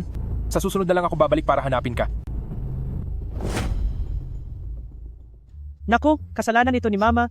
Pagkapasok niya ay tumawag agad siya ng Mama, kaya ang akala ko, Sa akalain mo nga panahon ngayon, naman. na kung ano-anong klaseng masasamang loob ang naglipa na. Ngayon lang ako nakakita ng kusang nagpipresintang maging manugang. Hamp, may sira talaga ang ulo. Pama, sa totoo lang ay kasalanan ko ito. Hindi ako nakabisita rito ng mas maaga, kaya normal lang na magkamali kayo. Hey! Pero Fei Fei, hindi mo ba ipinakita sa mga magulang mo ang marriage certificate nating dalawa? Oo, may pananagutan din ako rito. Kasalanan ko ito. Tingnan mo, ang bait talaga ng manugang natin. Hindi lang guwapo, maasikaso pa sa lahat ng bagay. Fei Fei, kailangang baguhin mo na ang pagiging makakalimutin mo. Matuto ka sa kanya. Maging mas maingat ka naman. Malalaki na ang mga bata, may asawa na nga, at may mag-aalaga na sa kanya, kaya huwag ka na masyadong makialam. Narinig mo ba?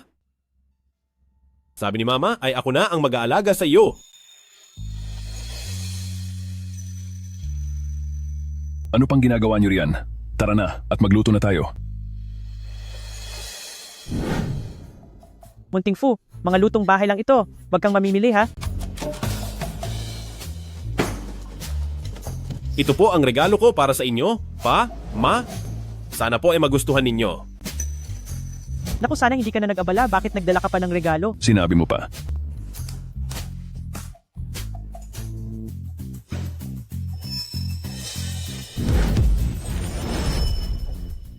Nagsisimula sa 1,500,000 piso ang kuwintas na ito, at ang relo naman ay nagsisimula sa 2,000,000 at 300,000.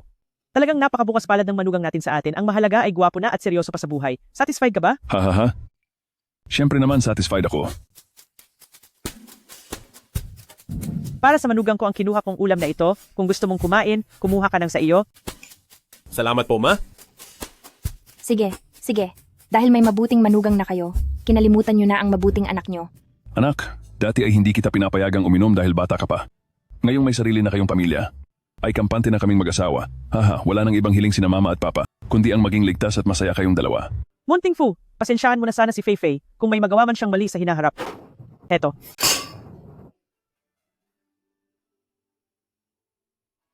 Halika anak, ipaghahanda ka ni Papa ng pagkain. Mula nang mangyari ang mga pagbabago sa pamilya, ay mahirap nang maramdaman ulit ang ganitong kainit at komportableng pamilya. Napakasarap pala talaga sa pakiramdam ng ganito. Haha, kumain ka pa ng marami.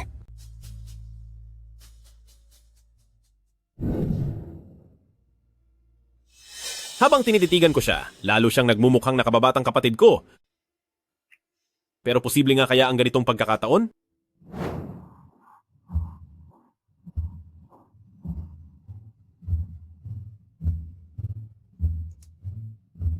Anong ginagawa mo? Busog na at tapos ng uminom. Ano sa tingin mo?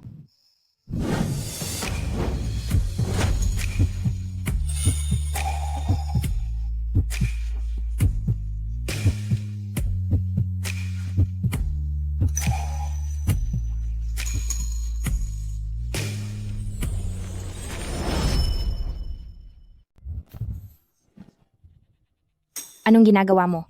Ang sakit. Siya nga pala. Mahal ba iyong mga regalong binili mo para sa mga magulang ko?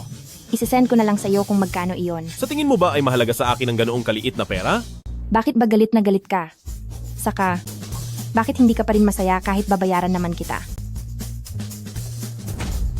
Hay, ang gulo mo talaga.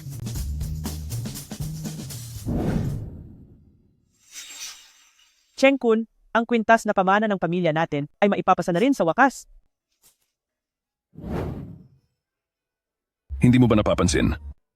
Nakamukhang kamukha niya ang taong iyon? Ang ibig mo bang sabihin ay si Fujian na mortal nating kaaway? Halatang may nararamdaman siya para kay Fei Fei. Dahil hindi nagsisinungaling ang kanyang mga mata. Pero kung siya nga talaga ang anak ni Fujian, nakakapanghinayang naman. Isa itong malupit na tadhana. Malupit na tadhana. Halatang may nararamdaman siya para kay Fei Fei. Dahil hindi nagsisinungaling ang kanyang mga mata. Pero kung siya nga talaga ang anak ni Fujian, nakakapanghinayang naman. Paano nakilala ng mga magulang niya ang ganoong klaseng walang kwentang tao? Aking mahal na apo, ang lahat ay masaya kapag ikinakasal. Pero bakit parang malungkot ka pa rin? Lolo? Tungkol kay Li Mengfei, may inilihim ka ba sa akin? Ang batang iyon na may apelidong Shen ay napaka-impluensyado. Hindi mo ba siya pinahanap para sa iyo? Nagpahanap na ako. Pero, pakiramdam ko ay may mali. Lumaki si Li Mengfei sa probinsya. Ang mga magulang niya ay nagtatrabaho sa lungsod sa baybayin. Pero kung hahanapin ang eksaktong lokasyon ng mga magulang niya, ay hindi talaga mahanap. Nakilala ko na ang mga magulang niya. Kahit na napakasimple ng kanilang pananamit, pero ang kanilang kilos at galaw ay hindi mukhang magsasaka. Ay wag na muna nating pag-usapan iyan. Sabihin mo sa akin ang tungkol sa pagsasama niyo ng manugang ko. Nitong mga nakaraang araw, kumusta ang pakiramdam mo? Normal lang naman. Dahil kumuha na kami ng marriage certificate, ano pa ba ang magagawa ko? Pagtitiisan ko na muna ito. Ang problema ay hindi ako, kundi siya. Hanggang ngayon ay iniisip niya na peke lang ang kasal namin. At anumang oras ay gusto na niyang makipagdiborsyo sa akin. Diborsyo? Kaya mo ba siyang pakawalan? Bakit naman hindi? Wala namang kaming malalim na pinagsamahan. Kung hindi lang dahil natatakot akong magalit ka, makipagdiborsyo na ako sa kanya bukas na bukas din. O sige, bukas na bukas din ay makipaghiwalay ka na. Hindi ka pipilitin ni Lolo. Boo! Bukas ay may gagawin ako sa kumpanya. Napakatigas talaga ng ulo mo. Halatang may nararamdaman ka para sa batang si Meng Fei. Mas malinaw ang nakikita naming mga nakatingin lang. Sinasabi mo bang gusto ko siya? Iyan ang kailangan mong itanong sa sarili mo. Kilala ko ang ugali mo. Kung wala kang nararamdaman para sa kanya, kahit gaano pa kita pilitin, hindi ka kailanman papayag. Paano mo naman nagawang kumuha ng marriage certificate? Sinasabi mo bang matagal ko nang? Sa totoo lang, ang kasal ninyo ay hindi nagkataon lang dahil ako ang nagplano at nag-ayos ng lahat ng iyan. Sa totoo lang si Meng Fei ay... Hello? Yunxing, nakabalik na ako sa bansa. Ang pangako ng pamilyang Fu noon ay may bisa pa rin naman, hindi ba?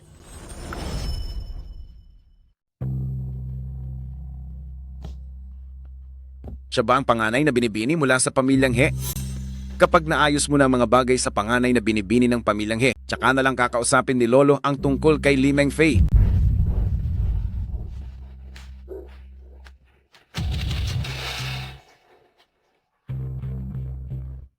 Ay binibini, hindi po kayo pwedeng pumasok. Papasok muna po ako para abisuhan si Punong Fu. Talagang hindi po kayo pwedeng pumasok. Sino ka para pakialaman ako? Tabi dyan, gusto kong pumasok. Pasensya na po, Punong Fu. Pilit po kasing pumapasok ang binibining ito at hindi ko siya napigilan. Talagang ang mga tao sa Korporasyong Guangda, kahit anong tanga ay nakakapasok. Hindi man lang inalam ang relasyon ko sa iyong Punong Fu at nakuha pang harangan ako. Wala ka nang kailangan gawin dito. Bumalik ka na muna sa trabaho mo. Sige po, Punong Fu.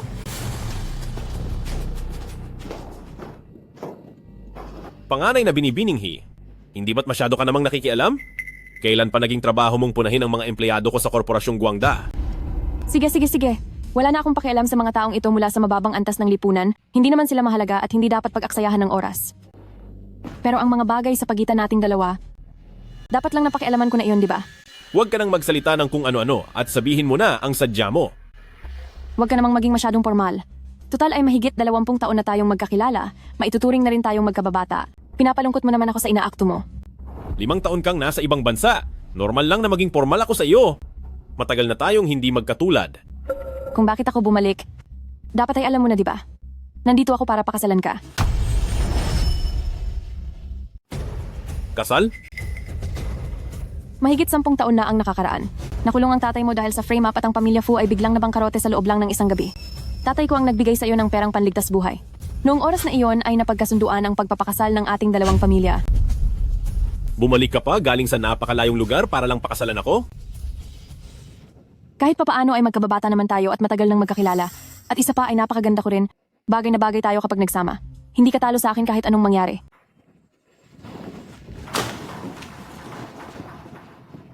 Pero may asawa na ako. Maayos at matatag ang relasyon namin ng asawa ko. Wala akong balak makipaghiwalay sa ngayon. Fu Yunsheng, ang lakas ng loob mong sumira sa usapan, hindi mo tinutupad ang pangako mo. Panganay na binibining He. May kapal ka pa ng mukha na sabihin niyan? Gumastos ka ng 10-10 milyong piso para sa pag-aaral mo sa ibang bansa. Ang tatay mong matandang sugarol ay may utang na 800 milyong piso sa labas at ako ang lahat ang nagbayad noon. Sasabihin mong sumira ako sa usapan. Nakakatawa ka. Kung ganoon, hindi na tayo magpapakasal. Sana ay magtagal kayo habang buhay. Pero dapat mo akong bigyan ng kompensasyon. Nabalitaan ko na kailangan nyo ng direktor sa sales department. Paano kung ako ang kumuha ng posisyong iyon? Hindi naman siguro sobra ang hiling kong ito, di ba? Noong nasa kolehiyo pa si Li Mengfei, ay araw-araw siyang nagtatrabaho habang nag-aaral at kung saan-saan pumapasok para lang may panggastos. Paano siya posibleng makapag-asawa sa isang gaya ni Punong Fu? Fu Yunsheng, mas pipiliin mo pang pakasalan ng isang prom di kaysa sa akin? Magkakaalaman din tayo.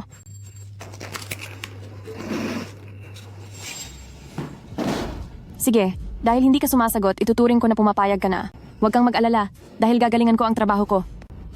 Kung sa tingin mo ay hindi maayos ang ginagawa ko, maaari mo akong tanggalin kahit kailan mo gusto.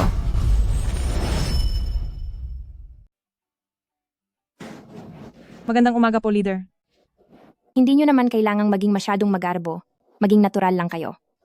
Magpatuloy na kayo sa trabaho nyo. Huwag nyo na akong intindihin.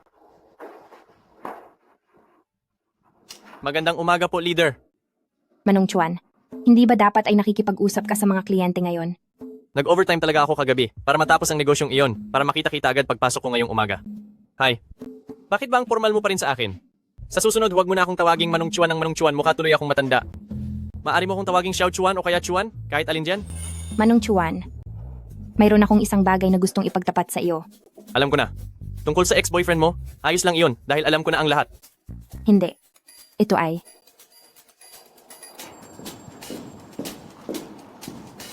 Magandang umaga po, Direktor. Ako po si Li Mengfei, ang leader ng ikalawang grupo ng Departamento ng Benta. Li Mengfei, tama ba? Narinig ko na ang tungkol sa iyo mula sa iba. Ikaw ang nakakuha ng pakikipagtulungan sa Dongyaw International, di ba? Napakahusay mo. Ililibre kita ng alak mamayang gabi. Salamat po sa inyong kabutihan, Direktor. Ngunit, bilang isang empleyado ng Korporasyong Guangda, ginawa ko lang po ang dapat kong gawin. Masyado na po kayong nag-aabala para ilibre pa ako. Kung pasasalamat lang ito mula sa akin, o sige, ayos lang kung tatanggi ka. Pero hindi lang sarili ko ang kinakatawan ko. Kinakatawan ko rin ang presidente ng Korporasyong Guangda.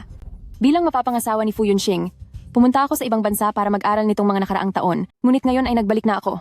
Mayroon akong responsibilidad at tungkulin na magpakita ng pagkalinga sa mga empleyado ng Korporasyong Guangda. Ang presidente ng Korporasyong Guangda, si Fu Yunxing? Siya. Siya ang iyong mapapangasawa. May problema ba roon?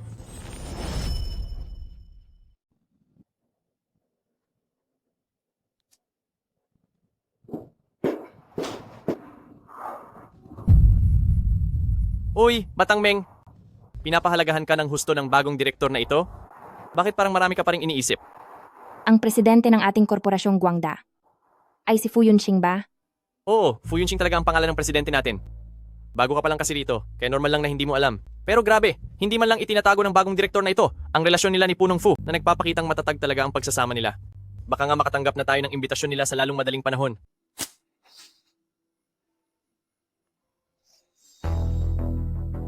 May masamang balak ang panganay na binibining hina iyon.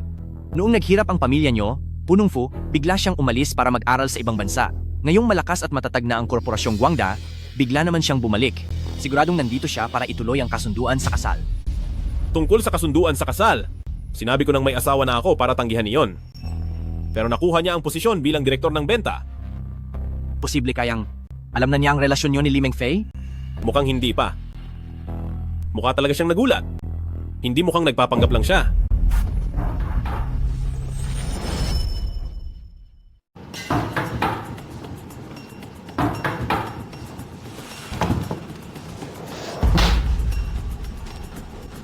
Teka, bakit ka nandito? Dahil nandito ka rin, ibig sabihin ay totoo nga ang lahat. Dumating po ang ginang. Kaya Punong Fu, mauuna na po ako. Sa hitsura mo, alam mo na, hindi ba? Sinabi ba sa iyo ni Hesil yan? Oo. Kaya nararamdaman ko na. Sobrang walang saysay ang lahat ng ito. At oras na para mag-divorce tayo. Tinakot ka ba niya? Pupuntahan ko siya. Hindi naman. Ang iyong mapapangasawa ay simpleng. Nagpakilala lang tungkol sa inyong dalawa. Peke naman talaga ang kasal nating dalawa mula pa noong una. Ngayong nandito na ang tunay mong mapapangasawa, oras na para mag-divorce tayo. Alam ko ang iniisip mo, pero hindi ito gaya ng iniisip mo. Hindi ako nagpakasal sa iyo dahil lang nag-aral sa ibang bansa si Hisilian. Siguro nga ay gaya ng sinasabi mo. Pero peke lang naman ang kasal nating dalawa. Ginagamit lang natin ang isa't isa. Wala akong karapatan. At wala rin sa posisyon para sisihin ka sa kahit ano.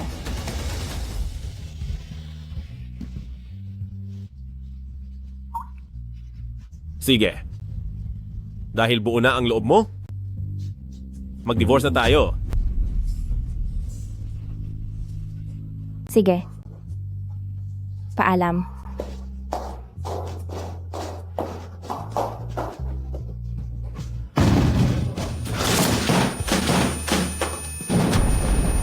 Kung divorce, di mag-divorce.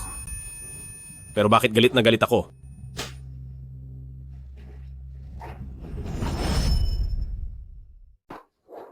Madam, ang relasyon ni Punong Fu at Hisilian ay hindi gaya ng iniisip mo? Hindi pa sila nagkakausap kailanman noon. At talagang hindi siya gusto ni Punong Fu. Ano naman ngayon? Sobrang laki ng agwat sa pagitan namin. Siya ang presidente ng Korporasyong Guangda, habang isa lamang akong simpleng empleyado. Simple lang din ang mga magulang ko. May malaking harang sa pagitan nating dalawa.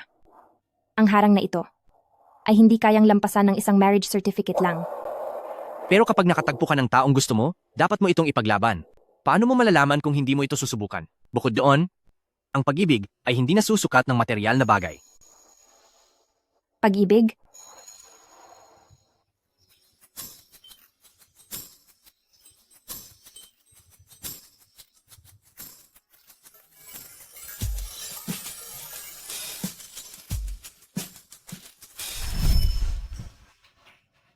Hindi pa naman kami matagal na magkakilala. Paano naman magkakaroon ng pag-ibig? Basta, makikipagdiborsyo ako sa kanya. Ito ay... Hi, Limeng Fei. Wala pa akong nakikitang babae na pinagtuunan ni Punong Fu ng pansin ng ganito. Nakikita ko na talagang gusto ka niya. Huwag na huwag kang gagawa ng bagay na pagsisisihan mo.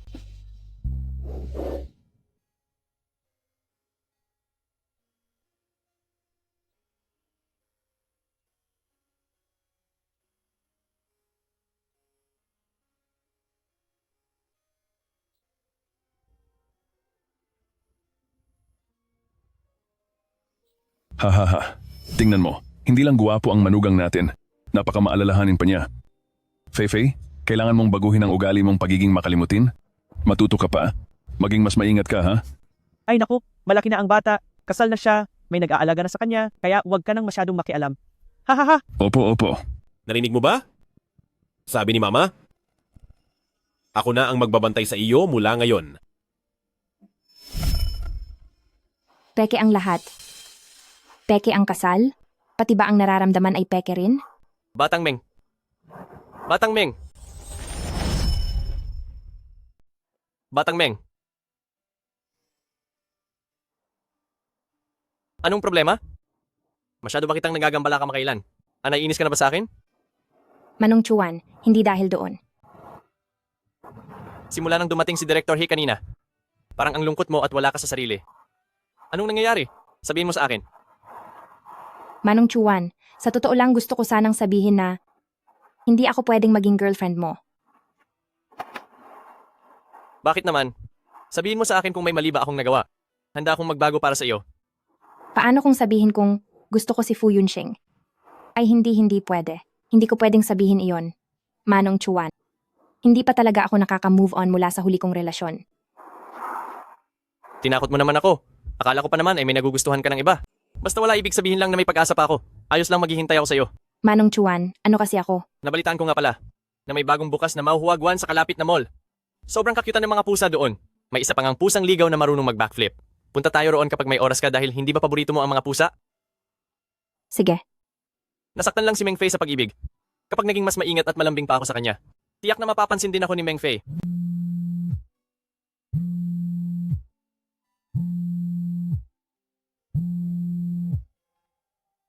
Hello? Meng Fei, ako si Director He at sinabi ko na ililibre kita ng alak kaya dapat kang pumunta. Director He, may iba pa po akong. Isesend ko na lang ang address sa iyo at iyon na iyon. Ay naku naman. Mukhang hindi mareresolba ang problema sa pagtakas lang. Kailangan ko itong harapin sa lalong madaling panahon. Sige pero tawagan mo lang ako kung may kailangan ka dahil laging nandito si Manong Chuan. Sige.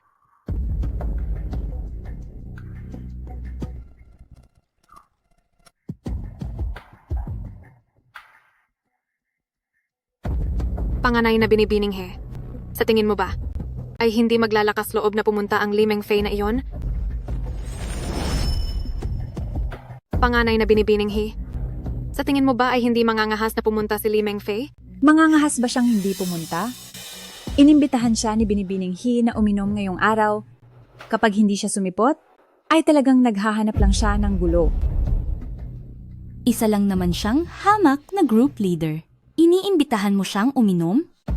Dapat pa nga siyang magpasalamat ng lubos. Isa lang siyang malanding babae na hindi alam ang kinalalagyan niya. Si Binibining He. Ay tuturuan siya ng leksyon ngayong gabi. Panganay na binibining He. Siguraduhin mong tuturuan mo siya ng leksyon ngayong gabi. Huwag kang magpakita ng awa. Mas mabuti kung mapipilitan siyang magbitiw sa trabaho ng kusa. Ikaw lang. Ay may lakas ng loob na utusan ako? Sinasabi ko sa iyo, mas mabuting umayos ka sa harap ko. Dahil kung hindi, idadamay kita sa pagpaparusa ko. Panganay na binibining He. Pasensya na sa sinabi ko. Hinding-hindi ko po kayo magagawang utusan. Susunod po ako sa lahat ng gusto niyo. Galit na galit lang talaga ako sa malanding iyon.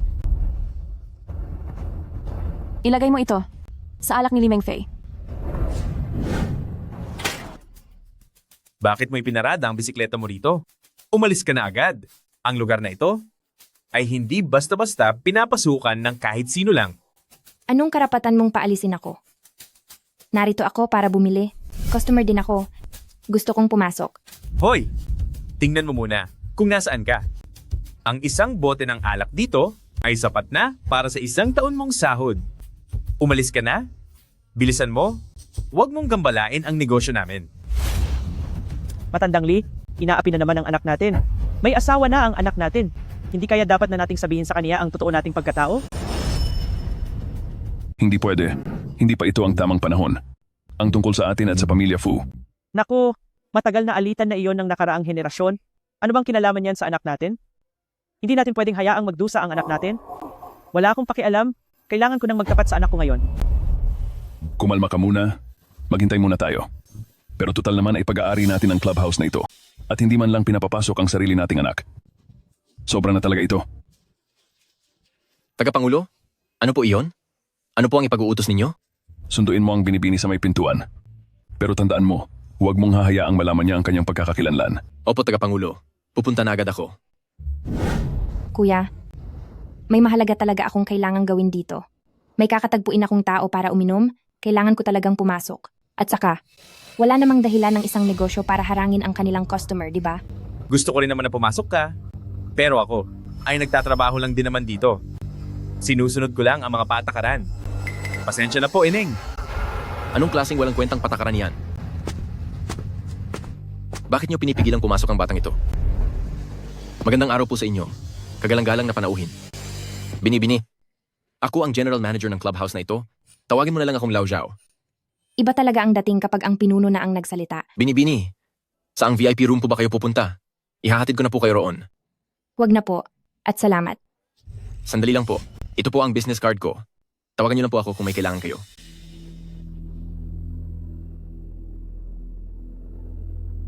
Ipacheck mo sa akin kung saang VIP room pumasok ang batang iyon kanina. Magpadala ka ng 2 pinakamahal na alak doon sa pangalan ko. Mingfei, halika rito at maupo ka. Halika na.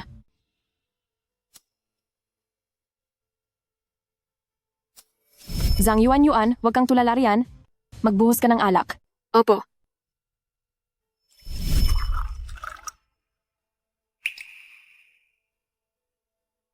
Mengfei, magpakasaya ka lang. Lahat ng narito ngayon ay mga malalapit kong kaibigan. Ming Fei, nabalitaan ko na nakuha mo ang malaking kontrata sa Dongyao International. Ang galing mo talaga. Aba, nandito tayo para magsaya. Bakit trabaho pa rin ang pinag-uusapan? Nakakasira naman ng mood.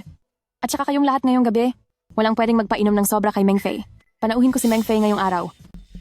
Panganay na binibining he, bukod sa napakaganda mo na, mabait pa ang iyong kalooban. Mas bagay talaga kayo ng lalaking si Fu Yunxing. Oy, si Lian? Nabalitaan ko na bumalik ka sa bansa para magpakasal sa pamilyang Fu? Kailan mo naman kami iimbitahan sa kasal nyo ni Fu Yunxing? Ang mga lalaki, prioridad nila ang kanilang karera. Plano ko munang tulungan si Fu Yunxing sa mga gawain sa kumpanya. Tungkol naman sa pagpapakasal, isa lamang itong seremonya. Hindi naman kailangang magmadali. Napakagaling mo na. Napakaganda mo pa. Kayong dalawa ay talagang itinadhana para sa isa't isa. Isang perpektong pares. Tama nga na ang katayuan sa buhay at ang pagiging magkapantay ay napakahalaga talaga. Ang agwat na ito ay isang bagay na hinding-hindi ko malalampasan. Mula pa sa sandali ng aking pagkasilang, ay itinakda na wala kaming tadhana ni Fu Yunxing. Mengfei, ano ba ang pinagkakakitaan ng pamilya nyo? Ang mga magulang ko. Aba, sabi ko bakit ba ang dami mong sinasabi? Nagsasagawa ka ba ng census? Halika Mengfei, mag-shot tayo.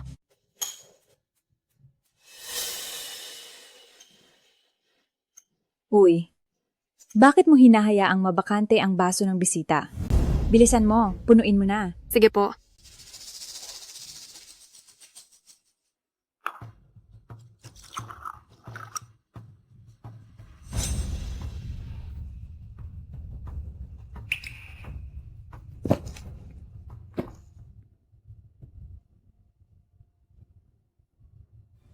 Anong nangyayari?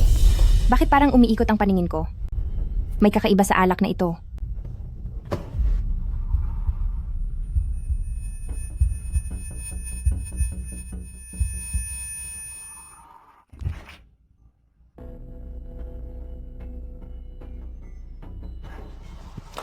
Fu Yunxing, bakit ka nandito? Nahihilo na talaga ako.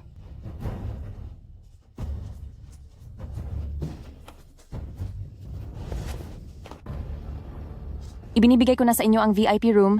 Kayo na ang bahala sa mga susunod na gagawin. Salamat po, panganay na binibining He. Hindi ko po kayo bibiguin. Papanoorin nyo na lang po.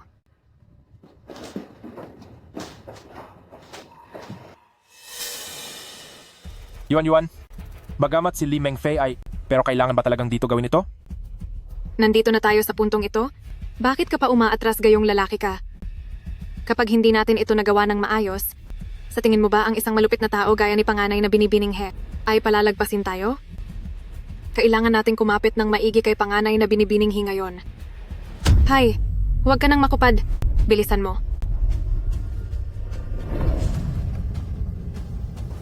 Bitawan mo ako.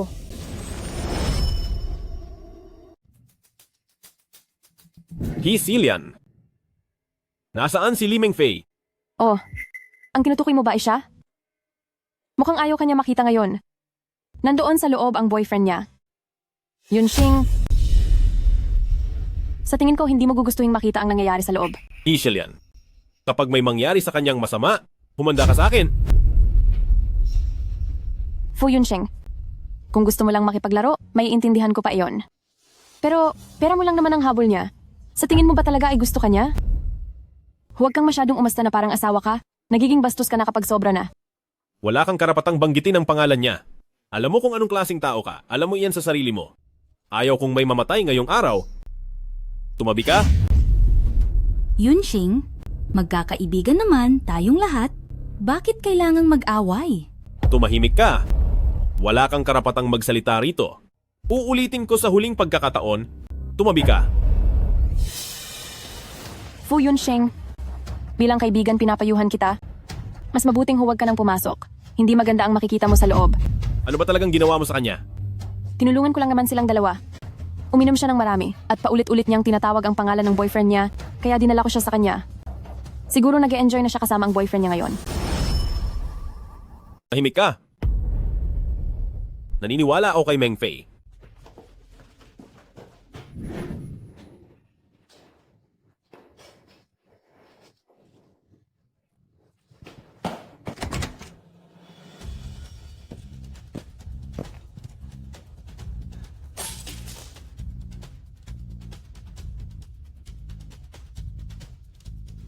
Fu Yunxing, ako ayos lang ako.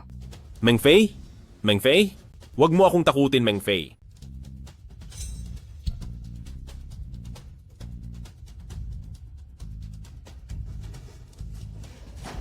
Kung may mangyari man sa katawan niya, kukunin ko ang buhay niyo at ng pamilya He. Dalawang walang silbi, hindi niyo man lang magawa ang simpleng bagay na ito. Mukhang ang basura ay dapat talagang manatili sa tambak ng basura. Panganay na binibining He, kami, ginawa na po namin ang lahat. Pero lumaban siya ng husto. Hinablot ni Ginoong Chen Jian ang damit niya. Tingnan mo ang ginawa niya kay Ginoong Chen Jian. Walang sino man ang makakalaban sa gamot na iyon. Mukhang ang Li Mengfei na ito ay may ibubugarin pala. Ngunit, kumpara sa akin, hindi siya mananalo. Li Mengfei, palalayasin din kita balang araw. Maghintay ka lang.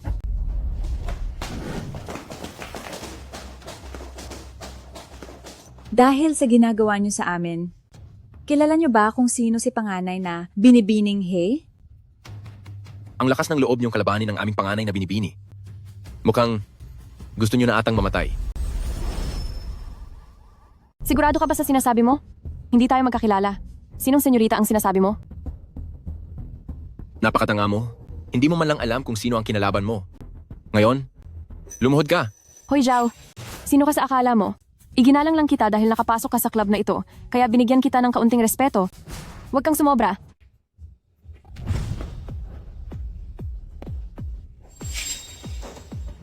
Kapal naman ng mukha mong sabihin yan. Ha? Pakitang tao na lang ang pamilyahin nyo. Kung hindi alam ng iba, akala mo ba hindi ko alam ang totoong kalagayan nyo? Halika rito. May utang kayo sa amo ko na 400 milyong piso. Ngayon, magbayad ka. Kung hindi, huwag mong asahang makakalabas ka sa pintong ito. Sinong nagdadala ng 400 milyong piso kahit saan? Saan naman ako kukuha ng ganoong kalaking pera? Wala kang pera, ganun ba? Kung wala kang pera, huwag kang kakalaban ng hindi mo dapat kinalaban.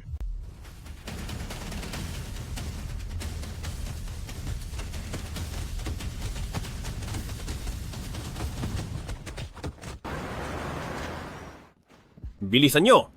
Pumunta tayo sa pinakamalapit na ospital. Nilagyan siya ng droga. Hindi ko na kaya. Ang hirap ng pakiramdam ko. Espesyal na asistente, Shen. Bilisan nyo. Bumaba na kayo ng sasakyan. Dali.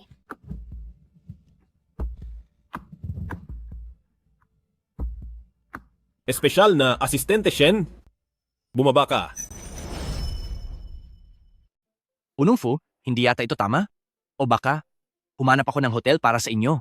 May problema sa gamot na kinuha niya. Natatakot ako na hindi ito kayanin ni Meng Fei. Bumaba ka na ng kotse, bilis. Opo.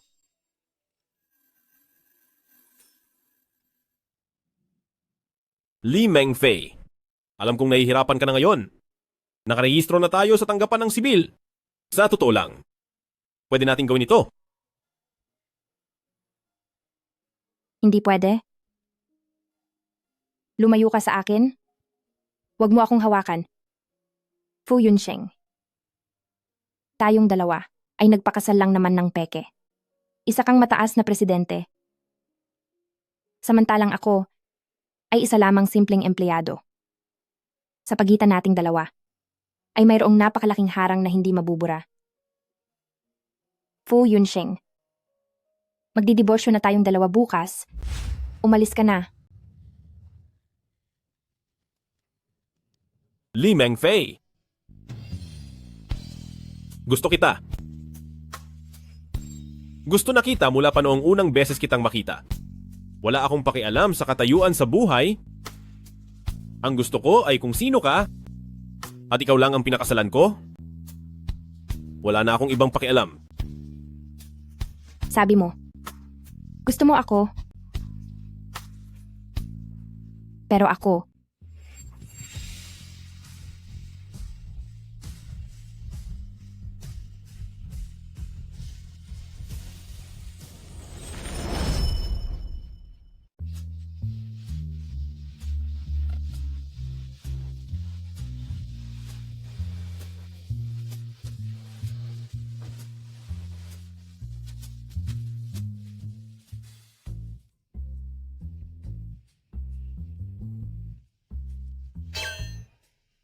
Bakit narito ka pa? Hindi ka pa ba uuwi? Hehehe, ako nga talaga ang kawawang biktima rito. Habang kayong dalawa ay nagpapakasaya sa inyong unang gabi, ako naman dito ay tinitiis ang lahat ng hirap at pagod. Bilang bodyguard ng inyong pag-iibigan, ay labis-labis na ang aking pagdurusa. Sige na. Hindi na kita hihingan ng regalo o pera sa kasal namin sa susunod. Ay, hindi naman yata pwede ang ganoon. Luging-lugi pa rin ako. Ganito na lang, kapag nagkaanak na kayo ay gusto ko akong maging ninong. Ang ganiyang kalaking desisyon ay kailangang itanong muna sa opinyon ng misis. Wow, underdesaya pala itong si Punong Fu. napakabait ni espesyal na asistente Shen at talagang busilak ang kaniyang kalooban. Sa tingin ko kung siya ang magiging ninong ng bata, siguradong marami itong matututunan sa kaniya. Kita mo na, Punong Fu. Napakalawak talaga ng pangunawa ng misis. Hello? Ano? Anong nangyari? Si Binibining He ay binugbog kagabi at malubha ang lagay. Nakahiga siya ngayon sa kama at nagwawala dahil gustong-gusto kang makita. Punong Fu, ang nangyari kay Binibining He ay hindi naman siguro ikaw ang nag-utos na gumawa niyan, di ba? Noong oras na iyon ay nag-aalala ako sa kalagayan ni Meng Fei, kaya wala na akong panahon para asikasuhin pa siya.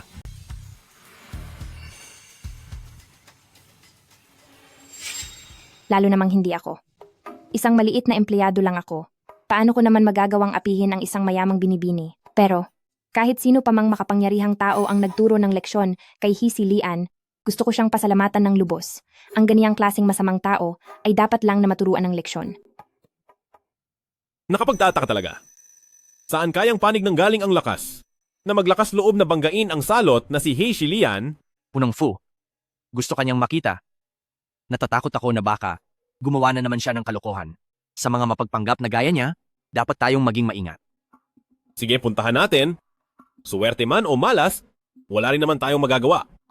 Sasama ako sa iyo. Kung ipipilit ni He Shilian na magdiborsyo tayo, hindi ka naman papayag, di ba? Ngayon ay asawa na kita, kahit pa umulan ng mga balaraw mula sa langit. Hinding-hindi kita susukuan. Ang mga kamay na ito ay hahawakan ko hanggang sa dulo ng walang hanggan. Yan ang gusto kong marinig. Kanina pa ako nagugutom buong gabi. Pero nabusog na ako sa panonood ng paglalambingan ninyong dalawa.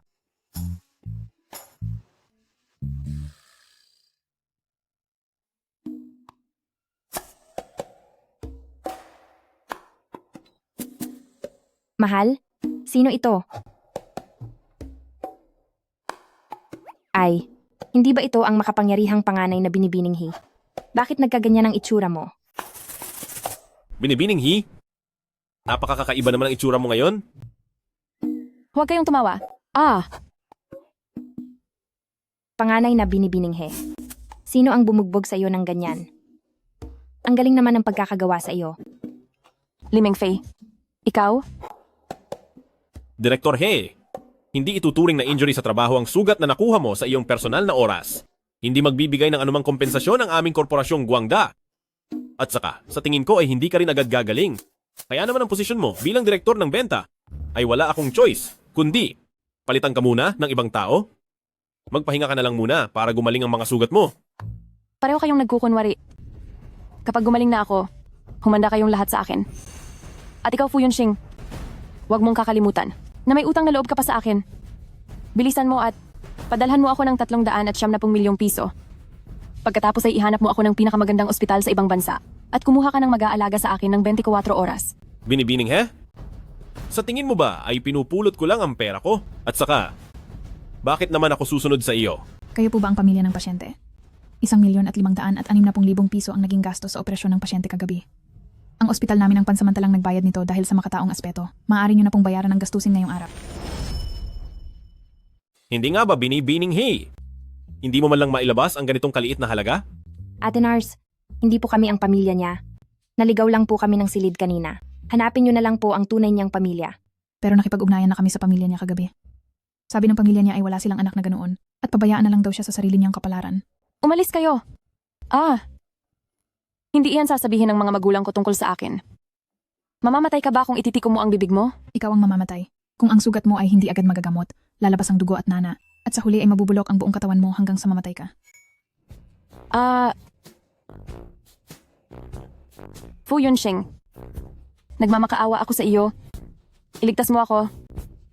Tulungan mo akong bayaran muna ang mga bayarin sa ospital. Una sa lahat, hindi kami ang mga magulang mo. Pangalawa, mayroon akong mga prinsipyo sa buhay. Hindi ako tumutulong sa mga masasamang tao. Kaunti lang ba ang dugong nasa mga kamay mo? Huwag mong kalilimutan, ang pamilya ninyo ay may malaking utang na loob pa sa pamilya namin. Babayaran ko ang utang na loob na iyan sa mga magulang mo. Tungkol naman sa iyo? Wag na lang. Fu Yunxing, Li Mengfei, humanda kayo sa akin. Kahit maging multo ako ay hindi ko kayo titigilan. Yunxing, tayo na. Masyadong matindi ang galit sa lugar na ito. Tama, susundin ko ang asawa ko. Bumalik kayo. Bumalik kayo rito. Bumalik kayo rito, sabi.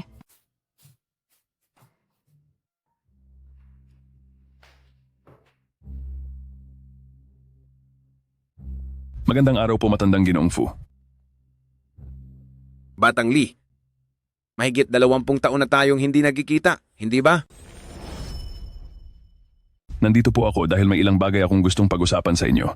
Ha, alam ko kung ano ang gusto mong sabihin. Tungkol ba ito sa kasal ng mga bata? Ang tungkol sa bagay na ito. Gusto rin sana kitang makausap tungkol dito. Alam niyo na po? Haha, syempre naman. Ang marriage certificate nilang dalawa. Ako pa nga ang pumuwersa sa kanila na kuhanin iyon. Ang batang si Mengfei, sa unang tingin ko pa lang, ay nakilala ko na siya. Sayang nga lang at lumaki na sila. Hindi na pala magkakilala. Pero, may isang bagay lang akong hindi maintindihan. Paano po kayo pumayag? Bakit naman hindi ako papayag? Noong mga taon na tahimik kang gumagawa ng mga bagay para sa Korporasyong Guangda, maaring hindi alam ni Yunxing. Pero sa tingin mo ba ay hindi ko rin alam? Naglaan ka ng malaking pondo, pati na rin ng tao at mga kagamitan. Matanda na ako, pero hindi pa naman ako ulyanin. Noong mga panahong iyon, kami ng ama ni Yunxing ay matinding nagkumpetensya sa mundo ng negosyo. Pagkatapos ay nabilanggo ang ama ni Yunxing, kaya naman hindi naranasan ni Yunxing ang pagmamahal ng isang ama mula pagkabata. Hiyang-hiya talaga ako tuwing naiisip ko iyon ngayon. Natakot kang maghiganti siya, kaya naman mula nung bata pa ay ipinadala mo na si Mengfei sa probinsya para doon palakihin. Sa madaling salita, ang batang si Meng Fei ay hindi rin nakaranas ng pagmamahal ng ama noong bata pa siya, kaya sa tingin ko ay patas na rin kayo. Naghanda ako ng 5% ng shares ng aming korporasyon, pati na rin ang isang villa dito sa lungsod, bilang paghingi ng tawad. Noong una ay umaasa akong papayag kayo sa kasal ni na Meng Fei at Yunxing. Pero ngayon, mukhang naging makitid lang ang isip ko. Iwan mo na lang ang mga iyan. Bilang dote para kay Meng Fei, pwede na rin iyon. Ay, wala nang masihigit pa doon. Pa, bakit po kayo nandito? Lolo, kilala niyo pala ang isa't isa. Oo, matagal na kaming magkakilala. Pa, sabi ni Mama may sikreto siyang sasabihin sa akin pagkatapos kong makasal. Hindi kaya ito na iyon, na magkakilala kayo ng lolo ni Yunxing? Haha, hindi. Anong klaseng sikreto naman yan? Ngayong nandito na tayo, hindi na ako maglilihim sa iyo. Ako ay ang tagapangulo ng grupong Haimeng. Ang totoo ay napakayaman ng pamilya natin. Sikat ba ang Haimeng? Hindi ko pa iyon naririnig. Ang grupong Haimeng ay isang tanyag na kumpanya sa mga baybaying rehiyon. Ang halaga nito sa merkado ngayon ay umaabot na sa 100 bilyon. Napakayaman mo pala. Hindi ang ibig niyo bang sabihin pa ay bilyonaryo kayo at ako ay anak ng isang bilyonaryo? Yunxing, naniniwala ka ba? Naniniwala ako. Mula pagkabata, hindi ko ba alam ang sitwasyon ng pamilya natin? Sa probinsya ako nag-aral bata pa lang, 1,600 piso lang ang baon ko sa isang buwan. Nag-part-time job pa ako tuwing bakasyon noong nasa kolehiyo ako. Pa, magsabi naman kayo ng makatotohanan. Masyado naman itong hindi ka panipaniwala. Anak, totoo ang lahat ng sinasabi ko. Paano naman kita magagawang linlangin? Meng Fei, mapapatunayan kong tama ang lahat ng sinabi ng tatay mo. Lolo, alam kong mabuti ang inyong hangarin. Natatakot kayong mawalan ako ng kumpiyansa pero ayos lang. Nakapag-usap na kami ni Yunxing. Kahit na leader lang ako ng grupo ngayon, sisiguraduhin kong magsisikap ako pang makasabay sa pag-unlad ni Yunxing. Nakatanggap ang Zifu Bao ng 800 milyong piso.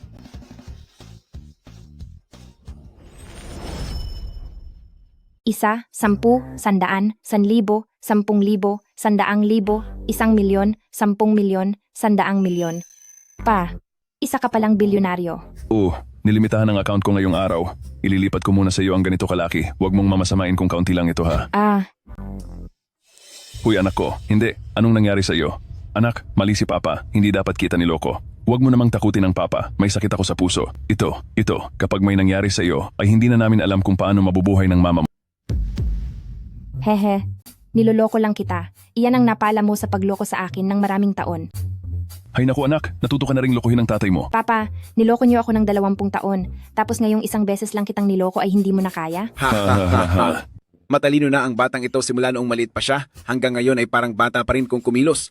Pero sa pagkakataong ito, kakampi mo si Lolo. Salamat po, Lolo. Hello Ate Meng, si Munting Chen ito. Tulungan mo naman itong nakababata mong kapatid. Sasamahan kitang uminom bukas. Zhang Yuan, nababaliw ka na ba?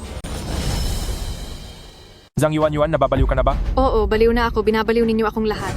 Nawalan na ako ngayon ng trabaho at ayaw pa rin akong tigilan ni panganay na binibininghi. Wala na akong matakbuhan. Kung wala ka ng matakbuhan, bakit ka sa akin lalapit? Wala naman akong maitutulong sa'yo. Noong team leader pa ako sa Korporasyong Guangda, araw-araw kang sumisipsip sa akin. Bakit? Gusto mo lang makihati sa ginhawa pero ayaw mong makisama sa hirap? Zhang Yuan, matagal na tayong hiwalay. Kung talagang may kakayahan ka, puntahan mo si Fu Yunxing. Bakit mo ako kinukulit dito? Wala akong pakialam. Kailangang tulungan mo ako. Kidnapin mo si Li Mengfei para sa akin. Hindi ko sila hahayaang maging masaya. Masyado na kitang pinagbigayan, akala mo ba talaga ay takot sa iyo si Ginoong Chen Jian? Dati ay sip-sip lang ako sa iyo dahil team leader ka? Kung hindi, akala mo naman ay kung sino ka. Grabe, ganito ba talaga katindi ito? Hindi ko akalain na ang tagapagmana ng grupong Haimeng ay empleyado pala ng Korporasyong Guangda at pinalaki pa siyang mahirap sa probinsya. Hindi ba parang totoong bersyon ito ng Catch the Doll? Uy, ang tagapagmanang iyon ay parang Li Mengfei ang pangalan. Li Mengfei?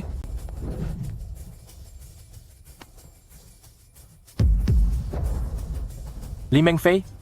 Ha. Ang girlfriend ko ay isang bilyonarya. Alam niyo ba yon? Isang bilyonarya? Pupuntahan ko ang girlfriend ko. Yayaman na ako. Ha. Yayaman na ako. Hoy, nasira na ba ang tuktok mo dahil sa gulat?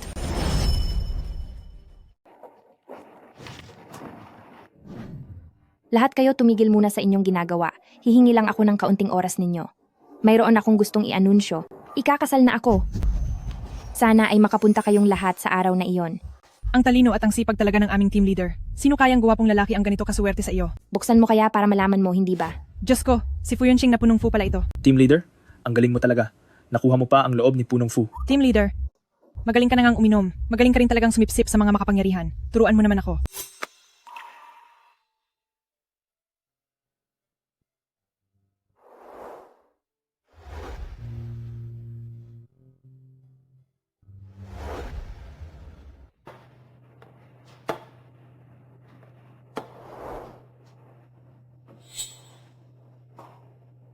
Batang Meng, Manong Chuan. Patawad. bakit ka naman humihingi ng paumanhin? Masaya ako na nahanap mo na ang iyong kaligayahan. Masaya rin si Kuya para sa iyo. Iyon nga lang, hindi galing sa akin ang kaligayahang iyan. Manong Chuan, kailanman ay mananatili kang isang mabait na kuya sa puso ko. Ikaw ang sumasama sa akin para makipag-usap sa kliyente at palaging sumusuporta sa akin. Batang Meng, noong huli akong nagtapat sa iyo ng aking nararamdaman, mayroon ka na bang kasintahan noon? Sa totoo lang, noong panahong iyon ay kasal na ako. Talo na pala ako simula pa nung una. Ngunit ayos lang iyon, hindi ako mawawala ng pag-asa. Naniniwala ko na. Mahahanap ko rin ang sarili kong kaligayahan. Pero sa ngayon, talagang ituturing na lang kitang kapatid. Pero kung kailangan mo ng tulong, nandito lang ako, tutulungan ka ni Kuya. Manong Chuan, salamat sa iyo.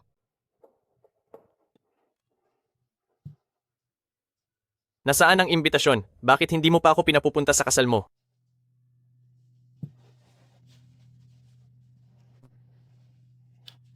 Sana ay maging maligaya ka. May pinili akong ilang wedding gown para kay Meng Fei. Patingin naman. Ano sa tingin mo kung isuot niya ito? Ang isang ito, masyadong simple. Paano naman ang isang ito? Masyado naman itong kumikinang, hindi ito bagay sa asawa nyo. Ma'am, nakita kita kanina na umakyat sa rooftop. Oo, kausap ko lang ang katrabaho ko tungkol sa ilang bagay. At naayos na ang lahat. Halika, Meng Fei! Heto ang ilang wedding gown na pinili ko para sa'yo. Tingnan mo kung alin dito ang mas gusto mo. Hindi ka ba nagtataka kung ano ang pinag-usapan namin sa rooftop? Naniniwala ako sa kahit anong sabihin mo. Mahal, gusto mo bang umuwi na tayo ng maaga ngayon? Ang bango mo talaga. Hindi pwede. Sabi ng doktor ay magiging tatay ka na. Talaga? Pero noong huling beses nating iyon ba ang nangyari sa hotel?